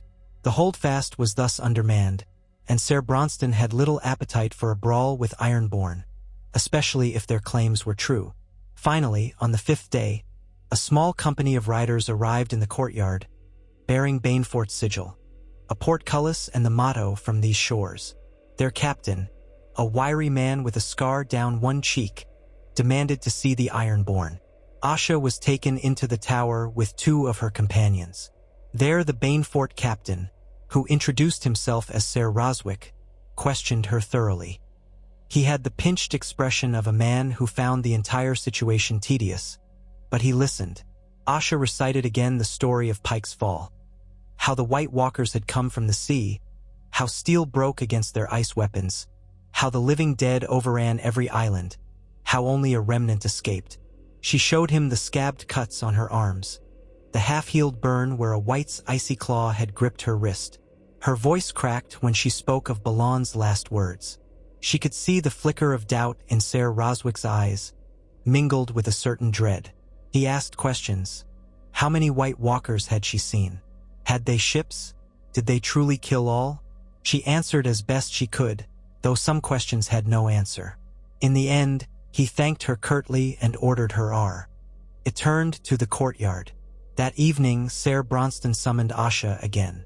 He stood near the hearth, arms folded. Ser Roswick and his men ride for Banefort at dawn. It's Lord Sarer's right to decide what to do with you, but Ser Roswick seems troubled by your tale. He wants you to come as well and speak before Lord Sarer. If your story holds up under scrutiny, perhaps Banefort will pass it on to Lannisport. And if not, he shrugged ominously. Either way, you'll have your hearing, if that's what you truly want. Asha let out a breath of relief. It is. She glanced at Bronston. Ser, do you believe me? He hesitated. I believe you've seen something terrible, and I know Winter's jaws are closing on the realm. If what you say is true, we all have reason to fear. He didn't say more, but his eyes were haunted. It was as much sympathy as she was likely to find in the Westerlands. At dawn, Asha and 4 of her companions departed under escort with Ser Roswick and 15 Banefort riders. They rode east along a winding track that led past steep hills and narrow valleys. It was an uncomfortable ride, the group rarely speaking. Asha felt every ache in her body from days of sleeping in that muddy courtyard. The western wind whipped at them, carrying the scent of brine. She marveled at how different it felt from the seas around Pike. Perhaps it was only her imagination, but the cold here felt normal, earthly, lacking the supernatural edge that had haunted her homeland. If the White Walkers spread, that would change. Late in the day, they glimpsed Banefort itself, perched on a rocky rise overlooking the sea. It was a sturdier fortress than Cragshield, with thick stone walls and a proper gatehouse. A small town huddled in the lee of the castle, smoke rising from dozens of chimneys. As they approached the gates, Asha saw Lannister banners in addition to Banefort's own sigil, proof that the fortress was preparing men for the war. Soldiers in the courtyard wore house colors or partial Lannister livery. She spotted the lion device everywhere. A few turned, scowling, when they saw the Ironborn, but none challenged Ser Roswick, who was known to them, and the group dismounted near the stables. Within the keep, Lord Sarer of Banefort awaited them in his hall. He was a short, stout man with a carefully trimmed beard and sharp gray eyes. He wore a fur-lined cloak and gold rings on 2 fingers. Standing near him were half a dozen knights, one in partial plate, another with a surcoat of Lannister red. They eyed Asha with open hostility. Lord Sarer asked her name. Upon hearing Greyjoy, he bared his teeth in what might have been a grin or a grimace. So the Ironborn come crawling to us with tall tales? Asha set her jaw, repeating her story yet again. She left nothing out. The first sightings on Great Wyke, the doomed stand at the villages, the siege of Pike, Balon Greyjoy's death, Euron's mad attempt at sorcery. She saw skepticism all around her, but she pressed on, describing swords of ice that shattered steel, the dead rising with blue eyes, the entire archipelago lost. The hall fell silent. One of Serer's knights scoffed that it was an impossibility. The others lived in the far north if they lived at all. But Serer pressed Asha with pointed questions, testing her consistency. She answered calmly, her voice resonating with the conviction of a woman who had lost everything. By the end, she could see the Lord's face had gone pale beneath his beard. "This is quite a claim, Greyjoy," he said at last. "If it's true, the entire coast is at risk.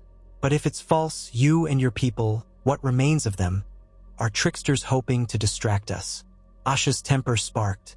"We have no reason to lie. The Iron Islands are gone. My father is dead. Half my kin are turned into whites. Why would we invent such a monstrous tale just to slip a knife in your ribs? Look at me. Look at us." She gestured to her exhausted companions. "We have no army, no fleet to threaten you with. If you suspect we want to lead you into a trap, that's madness. We have nowhere to go but forward." A man in Lannister colors, older and with a silver mustache, stepped forward. "Lord Serer, perhaps we should send riders along the coast. If the Iron Islands truly fell, we might find ghost ships or fleeing fisherfolk who can confirm it. There have been rumors in Lannisport about strange doings in the west. We dismissed them as fishwives' tales, but maybe we were too quick." Serer nodded slowly. "We'll send a raven to Casterly Rock. Tywin Lannister must be informed of this rumor. And, Greyjoy, you will remain here until we have confirmation. I'll keep you under guard, but you'll be treated fairly enough. If word comes that your story is a hoax, you'll face the noose. If it's true, then the realm has bigger problems than you." It was a bitter compromise, but Asha accepted it. She felt an odd flicker of relief. At least they were listening, half believing. That was more than she'd expected from Westerman. "Thank you," she said quietly. "I only ask that you also send word along the coast. My people are scattered. They may be seeking shelter, or they may be forced to land. And we must be sure the White Walkers haven't already made the crossing." Serer glanced at the Lannister knight. "See to it.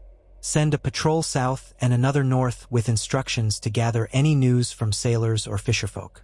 If we find proof of the Iron Islands, well, the old ways are worthless if the others truly come." That was the closest thing to acceptance Asha could hope for. The next morning, a small flurry of ravens left Banefort's rookery, bearing messages to Casterly Rock, Lannisport, Case, and even the Crag, the seat of House Crakehall. Asha was confined to a small tower chamber with her companions. It was more comfortable than the courtyard at Cragshield, with straw pallets and a single window that overlooked the sea. Guards stood outside, but no one harassed them. Days passed in anxious waiting. They heard occasional rumors from the servants who brought their meals. The war to the east raged on, with Robb Stark scoring victories in the Riverlands, while Tywin Lannister maneuvered to defend King's Landing from Stannis Baratheon. The realm was fracturing under the stress.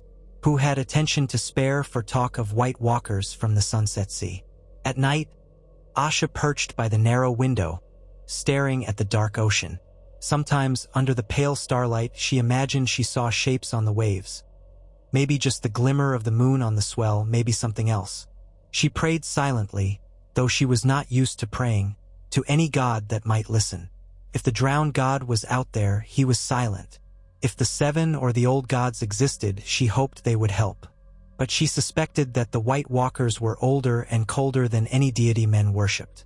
A creeping dread gnawed at her. Each day that passed was time for the others to entrench themselves further in the Iron Islands. They might be building some dreadful army of the dead. She thought of her father's body, reanimated under the others' rule, a new white with eyes of blue. The idea made her sick. Finally, on a stormy afternoon near the end of the week, the messenger arrived.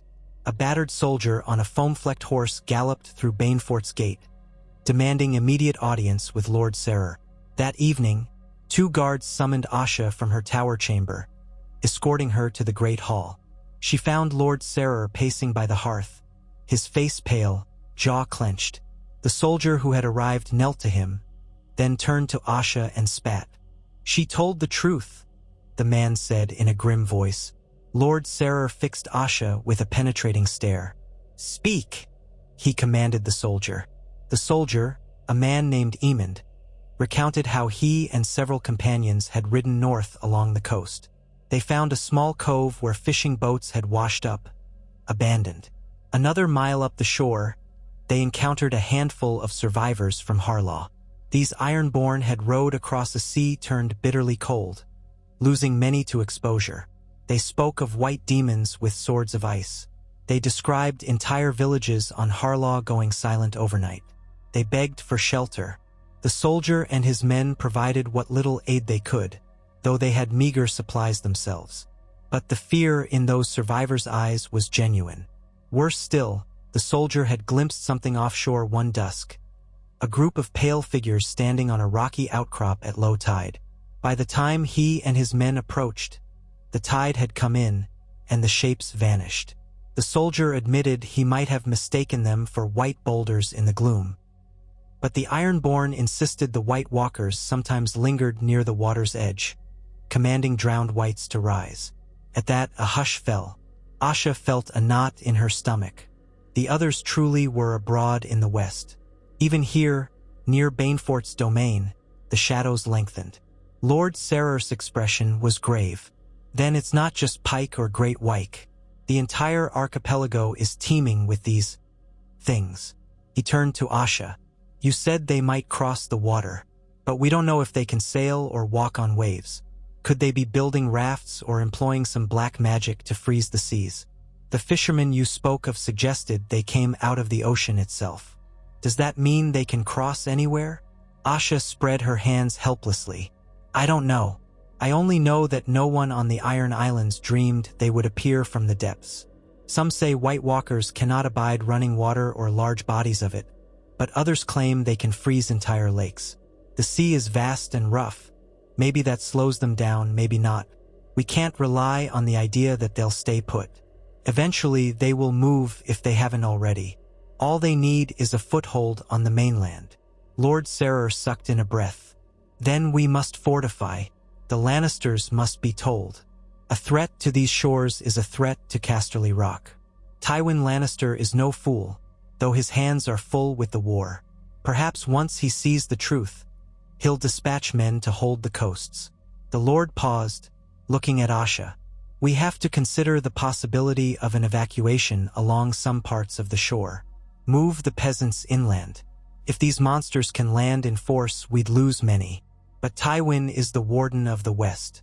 I must speak with him, or at least with his castellan in Lannisport. A sense of momentum built in the hall, overshadowed by dread. Asha said, I'll come with you if you let me. Let me speak to Tywin or his men. He needs to hear the full account from someone who lived it. Lord Sarer stroked his beard. It might help if I have you there to confirm the story, but the Lannisters do not trust Ironborn. They may decide you deserve a traitor's death. Asha shrugged, the motion full of a bleak acceptance. If that's the price, so be it. I'll not run from this. A day later, the castle bustled with preparations. Lord Sarer arranged a small retinue to ride to Lannisport.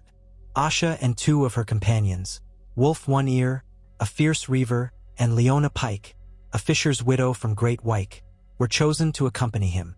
Banefort knights would guard them closely, but Sarer recognized it was best to bring living proof of the horrors. The rest of the Ironborn survivors from Asha's party would remain at Banefort, guarded yet not mistreated. They set out in a biting wind. Snow flurried, swirling around them in stinging gusts. The main road from Banefort to Lannisport was better kept than the smaller tracks, but it still wound through rugged hills. They rode in a column of about 30, Sarer and his knights at the center, Asha's group near the rear, and a vanguard of Banefort men leading. The journey took several days, made slower by the weather. More than once, they found small hamlets deserted. Whether from fear of bandits, the war, or some deeper dread, they couldn't say. Asha saw a disturbing number of crows circling overhead, as though feasting on unseen carrion. She found it difficult to shake the feeling that the entire realm stood on the cusp of a storm greater than any mortal conflict. At night, huddled in meager taverns or under the eaves of a half-ruined barn. She dreamed of white shapes in the dark, of Pike's towers bristling with silent watchers. She'd wake with a gasp, heart pounding, cursing the cold sweat on her brow. On the evening of the fourth day, they glimpsed the lights of Lannisport in the distance. The city spread along the bay, a glow of torches and lanterns. Even from miles away, Asha could smell the bustle of a major port. Smoke, fish, the tang of sea brine, the reek of tanneries. She felt a wave of emotion. This was the largest settlement she would have seen since fleeing Pike. The place was alive with thousands of souls, crafters, merchants, guards, sailors, few of whom had any real inkling of the horror that might come from the sea. It pained her to imagine the devastation if the White Walkers emerged here in force. They rode closer, past farmland and outlying huts. Lord Sarer dispatched a messenger to Lannisport's gates, explaining who they were and seeking immediate audience with the commander in the city. Asha half expected to be turned away or forced to wait outside, but after an hour, the messenger returned with the city watch. Apparently word had reached Lannisport about the possibility of Ironborn refugees telling tales of whites and others. Some folks believed, some scoffed. The watch captain, a stout man in a creaking breastplate, frowned mightily at the sight of Asha and her two companions. "Make no trouble," he warned, "or I'll see you put in irons." It was well after dark when the retinue passed through Lannisport's gates. The streets were narrower than Asha remembered. She had visited Lannisport once, years ago, during Balon's ill-fated rebellion, but back then she was a girl. She recalled the city in flames. Now it was mostly intact, though signs of war preparations were everywhere. Piles of spears, new battlements erected, men drilling in the squares. People peered from shuttered windows as they heard the clatter of hooves. Asha glimpsed beggars huddling under archways. The War of the Five Kings had not been kind to common folk. They proceeded toward the grand castle that served as seat of Lannisport's governor, who answered to Tywin Lannister. The city's actual rulership was somewhat overshadowed by Casterly Rock, the ancient seat of House Lannister, which stood a short ride away. Lannisport, however, was still a bustling center with its own high walls and a wealthy merchant population. The retinue dismounted in a courtyard lit by torches. A hush fell as the watch escorts parted, revealing the imposing figure of Kevan Lannister, Tywin's brother, standing near the main doors. Kevan Lannister had thinning gray hair, a neatly trimmed beard, and a calm, calculating expression. He wore fine but not ostentatious clothing, a crimson cloak pinned with a golden lion brooch. He greeted Lord Sarer curtly, then turned his gaze to Asha. His voice was measured. "So you're the Greyjoy woman? Balon's daughter." Asha bristled but forced herself to remain composed. "Yes, I come bearing a warning. The White Walkers have overrun my homeland, and they pose a threat to these shores. Ask Lord Sarer. He's heard my tale." Kevan Lannister nodded slowly. "We've received rumors. My brother Tywin is at Harrenhal, gathering forces to confront the Stark boy. He left me here to ensure Lannisport's defenses. Now I'm told that Ironborn refugees claim the others are coming from the west." He pursed his lips. "I'd like to hear it from you directly. Let's retire inside, out of the cold. I've no desire to stand in this wind." Within the large entry hall, they found a table laid with candles and maps of the Westerlands. Guards arrayed themselves around the perimeter. Kevan Lannister invited only a handful to join him. Lord Sarer, Asha, her two companions, and a pair of scribes. Servants brought mulled wine and warm bread. Asha's stomach growled at the scents. Kevan gestured for her to sit, an unexpected courtesy. Then he pinned her with a direct look. "Tell me everything, from the beginning." And so, for the countless time, Asha recounted the dire story. This time she went slowly, leaving no detail out. She described how Great White was the first island to fall silent, how villages along the coast found half-frozen corpses. She told of the White Walkers' swift, deadly attacks, the shards of ice that would not melt, the whites that rose from the newly slain, the unstoppable siege of Pike. She spoke of Balon's final stand, the last stand of Victarion and the Iron Fleet, the illusions of Euron's mad sorcery, and her own desperate flight from Pike's Cliff Tower. She explained how she'd fled with other survivors, eventually reaching the shores of the Westerlands, seeking an audience at Cragshield and Banefort, culminating in this very meeting.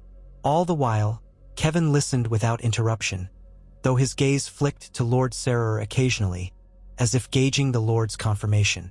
Lord Sarer spoke of the refugee sightings, the battered soldiers' testimony, and the hush that had settled along the coast.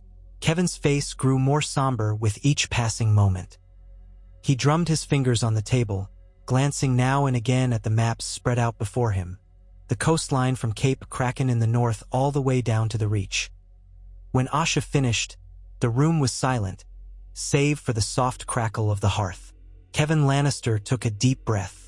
If even half of this is true, the threat is unlike anything we've faced. The realm is already at war, resources stretched thin. Tywin cannot pull men from the field on a rumor. But if the Iron Islands truly have fallen, gods, this changes everything. He looked at Asha. You swear on your father's name that this is no ruse? She met his gaze, unwavering. On Balon Greyjoy's name, on my own life, I swear it. I wish it were a lie for the Iron Islands to stand. But they're lost. Kevan nodded grimly. Then we must bring this to Tywin's attention immediately, though I doubt he'll be quick to believe it without proof. Perhaps if we send ships to scout the Isles, if they find them overrun, that would confirm your story. Asha exhaled. Any scout who lands runs a high risk of never returning. But if you must see with your own eyes, so be it. Just be wary. Swords of steel alone won't help you. Kevan turned to Sarer. You've done the right thing in bringing her here. We'll prepare ravens for Harrenhal. I'll see if we can raise a small fleet from Lannisport to at least approach the islands. Perhaps we can glean some sign from a distance, or rescue more survivors. If it turns out to be true, we'll have to plan a defense of the western coast. The Boy King in King's Landing might not see reason, but my brother will. Tywin Lannister is not blind to existential threats, if they're real. A scribe began scratching notes on parchment, capturing the details. Kevan Lannister studied the documents, jaw tight. The trouble is, we're locked in conflict with Robb Stark. To shift forces west to guard from an unconfirmed threat might open a path for Stark to strike deeper into the Westerlands. And if it truly is the others, by the gods, how do we even fight such creatures? I've heard old tales about dragonglass or Valyrian steel. We have some of the latter. House Lannister has a few treasured blades, but not nearly enough to arm an army. Asha nodded. Dragonglass is key, but the Ironborn have none in reserve. Perhaps it can be found at Dragonstone, or the East. The Citadel in Old Town might have knowledge. If you Lannisters truly wield such power and wealth, you could gather or be you. Why what we need? Kevan let out a long breath. We might, if we convince Tywin to see the urgency. Meanwhile, we must hope the White Walkers can't simply conjure the means to cross into Lannisport tomorrow. If they do, we're in dire straits. He rose abruptly, calling a guard. Show Lady Asha to a secure suite. She is my guest, not my prisoner. Provided she doesn't attempt to leave Lannisport without my leave. Asha tried not to show her relief. This was better than she expected. Thank you, she said, though she felt the words stick in her throat. She'd never thanked a Lannister for anything in her life. But these were new times. When will you send ships? Within days, once we gather enough volunteers or conscripts to crew them, Kevan replied. We'll do it quietly. We don't want to spread panic among the population until we're sure. But rest assured, Greyjoy, if your story is true, you have my word that we will not ignore it. Asha nodded, letting the guard lead her away. She was taken to a modest chamber in one of the castle's towers, far more comfortable than a cell. A bed with linens, a small writing desk, even a window that looked out over the city's rooftops to the dark bay beyond. She sank onto the bed, rubbing her tired eyes. Wolf One Ear and Leona Pike were quartered nearby, presumably in rooms of similar security. Asha was thankful that Kevan did not separate her from them entirely. Despite the tension between Ironborn and Lannisters, Kevin seemed more level-headed than she would have guessed. Tywin's brother? Loyal and pragmatic. Alone in the quiet, she let out a shaky breath. She'd done her best to spread the alarm. Whether or not that alarm would stir the West to real action remained uncertain.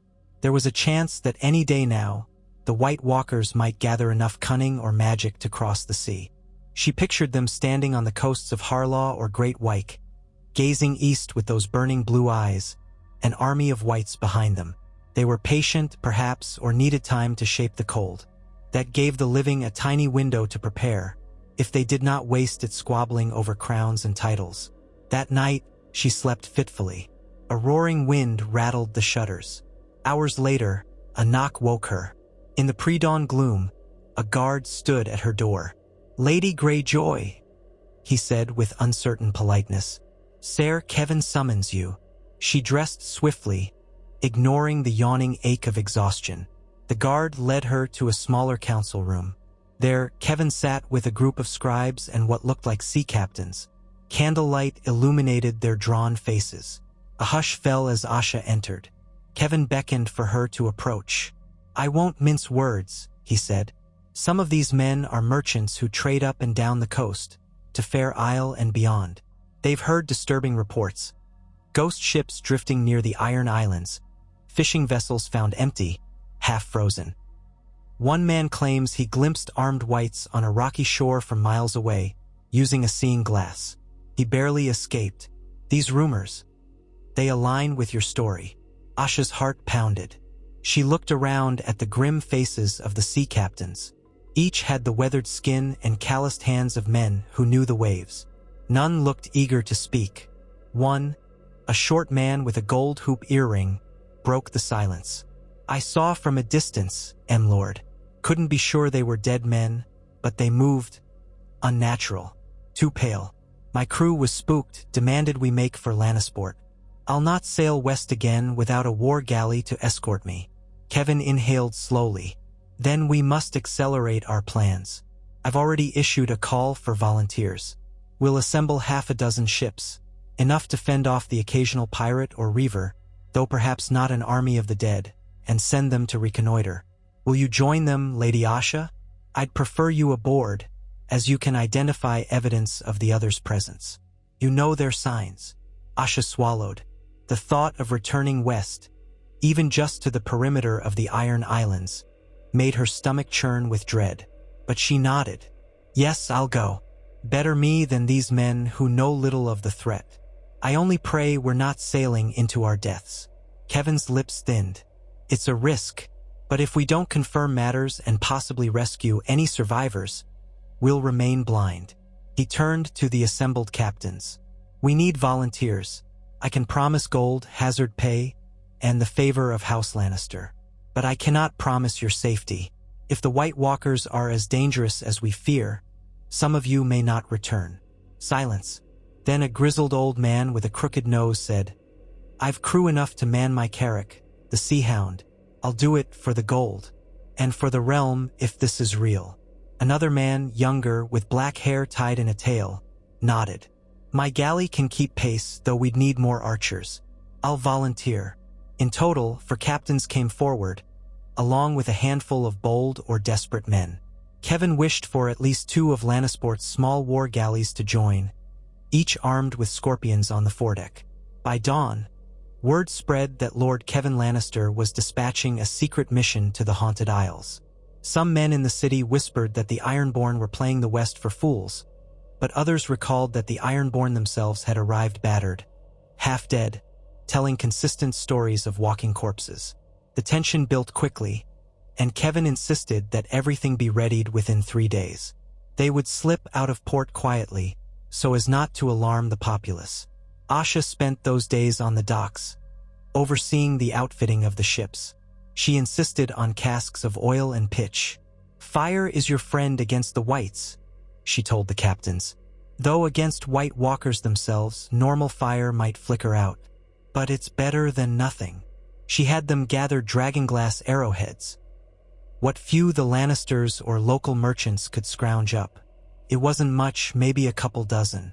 Some came from a traveling peddler who had no idea they might be deadly to supernatural foes.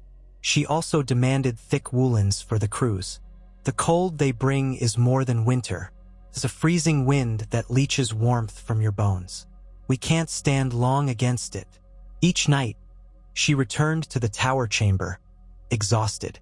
Wolf One Ear and Leona Pike had volunteered to sail with her, along with half a dozen other Ironborn survivors who had trickled in from the Banefort group. They took up quarters in the city's old barracks under Lannister guard, but at least they were free to walk the docks. The mood among them was grim but determined. Asha found a hardened sense of purpose forming. If they were to retake or at least reconnoiter the Iron Islands, who better than those who had lived there? They knew the hazards, the coastlines, though it had likely changed under ice and death. On the eve of their departure, Kevan Lannister summoned Asha for one last council. The flickering light of a single brazier illuminated a map of the Sunset Sea. Kevan traced a path with his finger from Lannisport to the southern tip of Great Wyke, then around toward Pike. Your plan is to sail near enough to glimpse activity on the shores. Yes? Possibly put a small landing party ashore if conditions seem safe. Asha nodded. I suspect it'll never be safe, but we might find vantage points from which to observe or rescue survivors hidden in caves. The White Walkers have no reason to guard every cove. Some of them might still be unoccupied. Kevan pursed his lips. And if you deem it hopeless, you'll return at once? Asha stared at the map, recalling the old shape of the isles. The twisting inlets of Harlaw, the crags of Great Wyke, the steep cliffs of Pike. If I see a chance to save any living, I'll take it. But yes, we won't linger. This is a scouting mission, not a conquest. We can't conquer what the others hold, not without a far larger force and the right weapons. Kevan gave a curt nod. Very well. May the gods be with you. I'll remain here, gathering men, sending ravens to Tywin. If you don't return, I'll assume the threat is as dire as you say, and will muster a grander defense. His gaze flicked over Asha. For what it's worth, I respect your courage. Let's hope you return. Early the next morning, under a sky the color of tarnished steel, 6 ships weighed anchor from Lannisport's harbor. 2 were war galleys with the Golden Lion on their sails. The rest were merchant or fishing vessels outfitted with improvised weaponry. The city watch turned out on the docks to see them off, though few cheered. Most wore uneasy frowns. Asha stood at the prow of the Sea Hound, the largest merchant carrack, the cold wind lashing her face. The captain was that grizzled man with the crooked nose, Harridan Moore, who said little but had eyes like flint. She wore a heavy cloak lined with fur, courtesy of Kevan Lannister, though she still felt the chill creeping through.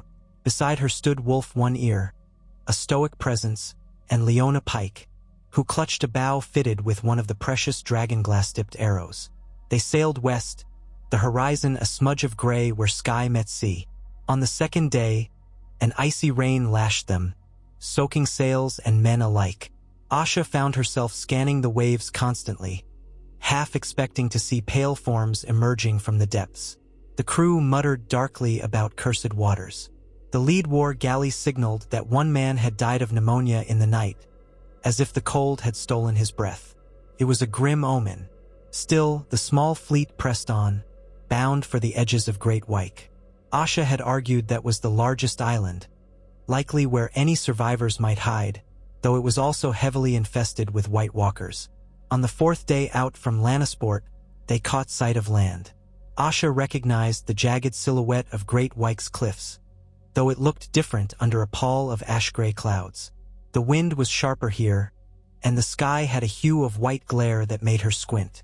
As they drew nearer, the men on the Sea Hound's deck fell silent. A hush clung to the waves. Even the gulls, if there were any gulls left, did not cry. The lead war galley hoisted a signal flag. Prepare to row in slowly. Keep watch for signs of threat. Asha signaled acknowledgement. Harridan Moore barked for the crew to man the oars, while the sails were partially furled to allow careful maneuvering close to shore. The water here was treacherous, with hidden rocks. Normally, Ironborn coast pilots guided ships with confidence. But now, no pilots awaited them. As they came within half a mile of the shoreline, Asha raised a spyglass. She swept it over the beach and cliffs. The stony shore looked empty, blanketed in pale drift. First, she thought it was sand or salt. Then she realized with a jolt. It was a layer of frost or rime, an unnatural whiteness that gleamed in the watery sun. She saw no movement, no birds, no sign of life. Then, in the distance, a few ruined huts near the water's edge. Roofs collapsed, walls covered in ice. She swallowed hard. "This was a fishing hamlet once," she murmured to Wolf. "Probably a half-dozen families. Now it's a tomb." The tide was in their favor, so the Carrack crept closer. One of the war galleys followed, while the other ships hung back. Then a sudden swirl of wind gusted off the shore, so cold it stung like needles. Asha felt her heart jolt. That was no normal wind. It carried a biting, eerie chill reminiscent of Pike's final night. She lifted the spyglass again, scanning the coastline. For a heartbeat, she saw nothing. Then, among the icy huts, a shape moved. A tall, gaunt figure, pale against the gloom. She could not see details at this distance, but she felt the hair on her arms prickle. A white walker, possibly more than one. They were there, waiting. Asha lowered the spyglass and turned to Captain Moore. "They're here," she said in a harsh whisper. "White walkers on the beach." Moore's face went ashen. "We can't land there. Gods." He turned to the men at the oars, ordering them to hold position. The other war galley signaled a question. "Do we land or turn away?" Asha signaled back with a series of flags. Hostile presence. Hold off. Attempt bombardment?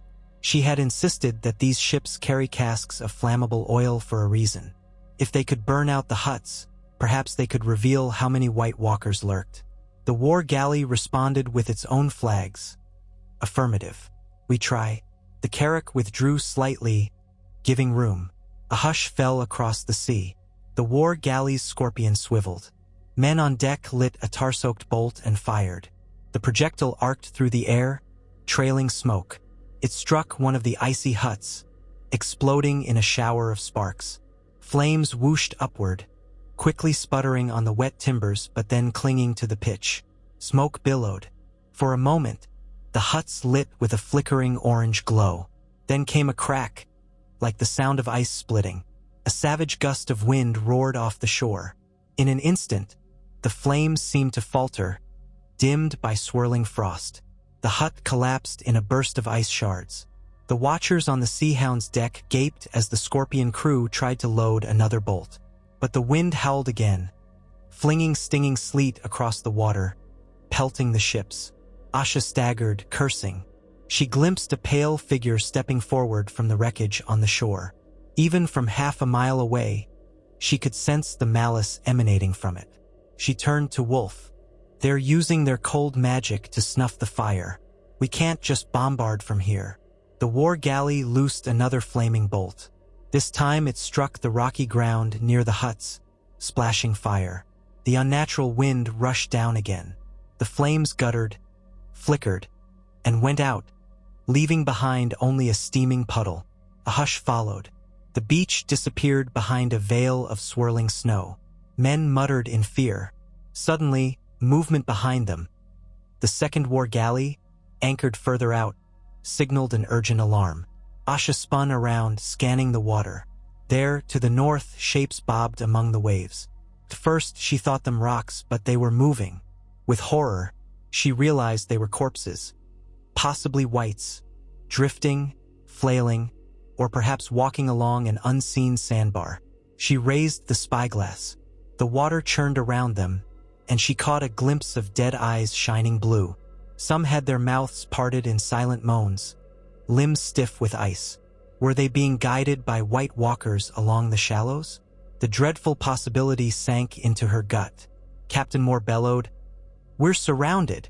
Men rushed to the rails, brandishing spears, though they were uncertain how to fight. The Whites were perhaps hundreds of yards away still, half submerged. The water itself seemed to swirl with patches of ice. The lead war galley pivoted, trying to bring its scorpion to bear on these new threats. Asha's thoughts whirled. "Full retreat!" she shouted at Moore. "We can't fight them out here. We have no safe landing. Back off!" Moore looked torn, but he gave the order. The Carrack's rowers heaved on the oars, reversing direction. The war galley likewise signaled a retreat. The men on the second war galley cursed and flung javelins at the bobbing corpses, some of which landed with soft thumps. A few whites went under, presumably pinned. Others kept drifting forward. The entire sea felt wrong, as if an unnatural chill was creeping into it. Asha saw lumps of slush forming around the whites, ice floes swirling in bizarre eddies.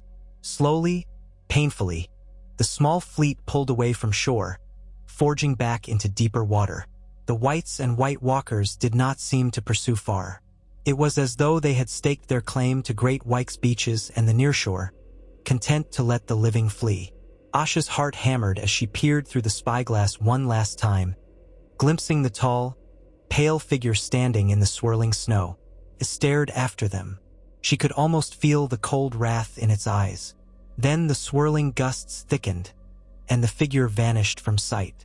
When the ships finally regrouped a mile offshore, men were ashen-faced, trembling. They had seen enough to know that the rumors were real. The White Walkers held these shores. Fire was stifled by their terrible cold. Corpses lurked beneath the water, puppet soldiers in an undead host. Even the bravest among them realized that a landing party would be suicide. Captain Moore conferred with the other captains, leaning over the Sea Hound's rail. Asha listened with Wolf at her side. "We have no chance. Our only recourse is to go back," Moore said bitterly. "Unless you wish to sail to Pike as well? But if Great White is this heavily occupied, Pike is likely worse." Asha bit her lip. Part of her yearned to see Pike again, no matter what horror it held. But she knew Moore spoke true. The others had grown in strength since she fled. "We should turn back. Warn Lannisport and Kevin Lannister of what we saw. The sea itself is turning against us. They'll need an army. More than an army. They'll need dragonglass, fire, and perhaps alliances with the entire realm. This can't be fought with a handful of ships." The men agreed, though their eyes were haunted. One captain said quietly, "If those things can cross open water, they'll do it eventually. We can't hold the entire coastline." Asha nodded. "All we can do is prepare. We must rally every corner of Westeros. Perhaps the North has faced these creatures before and knows more. We can't keep this secret." So they fled the Iron Islands once again. They skirted wide around the northern edge of Great White, glimpsing more swathes of icy shoreline, more huts wreathed in frost, but no sign of living humans to rescue. Asha felt sorrow well in her chest. Her homeland was dead. She doubted any significant pockets of survivors remained. The White Walkers had turned the Isles into a stronghold of ice and death. The journey back was fraught with storms and despair. On the third night, a man on the war galley's deck claimed he saw lights out on the waves, blue lights flickering under the water. Others dismissed it as a reflection of the moon, but the rumor spread, fueling the men's fear. Another man insisted he heard distant shrieks echoing across the sea. One morning, they discovered half the deck coated in a thin sheet of ice, though the temperature hadn't seemed low enough to cause it. All these uncanny occurrences sapped morale. The crews rowed harder, pushing to reach Lannisport at any cost. 2 weeks after they had left, they returned to the port, sails tattered, men haggard. Kevin Lannister was waiting on the quays when Asha disembarked. One look at her hollow eyes and the silent men was enough. "You found your proof," he said somberly. Asha nodded grimly. "The Iron Islands are lost. The others hold them firmly. We couldn't land. Our attempts at flaming bolts were stifled by their cold. They have whites in the waters. It's worse than I feared." She paused, letting that sink in. "They didn't chase us far this time, but they're patient. They're building their strength." Kevin turned away, staring at the horizon. The gulls circled overhead, mewing. "Then we must send word to Tywin Lannister, to King Joffrey in King's Landing, to every lord in the west. The War of the Five Kings is meaningless if the others march from the west as well as the north." He glanced back at Asha, and for a moment, the lines of his face were carved by dread. Gods help us all if the realm remains divided. Asha's voice was low. It's not only your realm at stake. The entire continent is in danger. If the White Walkers take root here and spread, no one will be spared. Lannister, Stark, Targaryen, or Greyjoy alike. Kevin laid a hand on her shoulder. I'll do what I can. My brother needs to hear this, as does the realm. You've done your part, Lady Greyjoy. She didn't feel relieved. She felt hollow, uncertain whether any warnings could unify these warring houses in time. But she squared her shoulders. I'll keep fighting if you'll have me, she said quietly. We Ironborn may have lost our home, but we haven't lost our spirit. We'll stand against the White Walkers wherever we can. And so, in the battered harbor of Lannisport, Asha Greyjoy found herself allied, however uneasily, with House Lannister against a foe beyond mortal comprehension. Ravens flew across the land, summoning lords, calling for emergency councils. The rumor that the Iron Islands had fallen to the others was no longer a fanciful tale but a grim certainty. Men spoke of the War of the Five Kings as if it were a sideshow to something far more dangerous. Some refused to believe it, scoffing that this was an Ironborn trick or a Lannister ploy. Others, remembering how winters past had nearly destroyed the realm, felt a cold dread settle in their hearts. Asha walked along the quay at sunset. The sky flared orange beneath heavy clouds, and the sea glimmered with dying light. She thought of Pike's Towers, now silent under a mantle of frost, and felt a pang of loss so deep it made her breath catch. Everything she once knew was gone, consumed by an enemy no one had expected. Perhaps it would take the combined might of all 7 kingdoms to push the White Walkers back into the frozen darkness. Or perhaps it was already too late, and the long night would devour them all. She clenched her fists, tears burning her eyes. She would not surrender. House Greyjoy had taught her pride, but this was more than that. She owed it to every soul who had died or been damned on the islands, to all the living who had no idea of the ice creeping toward them. Her father had said, "Pay the iron price." Now, she thought the only price worth paying was whatever it took to keep the living world from freezing into death. She turned her gaze east, to the bustling city. There was much to be done. Messages to send, alliances to forge, strategies to consider. Winter was rising from the west, and the living had precious little time to stand together or perish. The wind off the water was cold, but not unnaturally so. Asha wrapped her cloak tighter, walking back toward the gate that led into Lannisport's busy streets. Behind her, the sea shimmered in the last rays of sunlight, a world unknown and hostile. The White Walkers lurked on those waves, across the horizon, waiting. The knowledge burned in her mind like a brand, pushing her forward. She might be one small voice, an exiled Ironborn, but she would shout her warning until Westeros opened its eyes or fell to the eternal night. So the war turned westward. Ravens flapped from Lannisport to Casterly Rock, from Casterly Rock to Harrenhal, from Harrenhal to King's Landing. Whispers circulated through every camp and castle that the Ironborn had lost their homeland, not to the armies of Westeros, but to an ancient, inhuman enemy. Some laughed in disbelief, but others trembled. In dark corners, men recalled that House Stark's words, "Winter is coming," might portend more than seasonal snows. Now, a second front of winter had opened from the Sunset Sea, catching all unawares. The wise worried that the realm was too fractious and too proud to unite in time. The fearful prayed to every god they knew. Asha Greyjoy, wolfish and determined, stood ready to fight for a world that had once been her enemy. The White Walkers cared nothing for kings or rebels. They cared only for the silence of the grave, that endless hush of ice that had already claimed one corner of Westeros. And so the living braced for a war beyond mortal nightmares, called to arms from the west as well as the north. The story would carry on, bleak, uncertain, and fraught with perils unimagined, until, at last, the dawn either broke upon the realm or midnight swallowed it whole.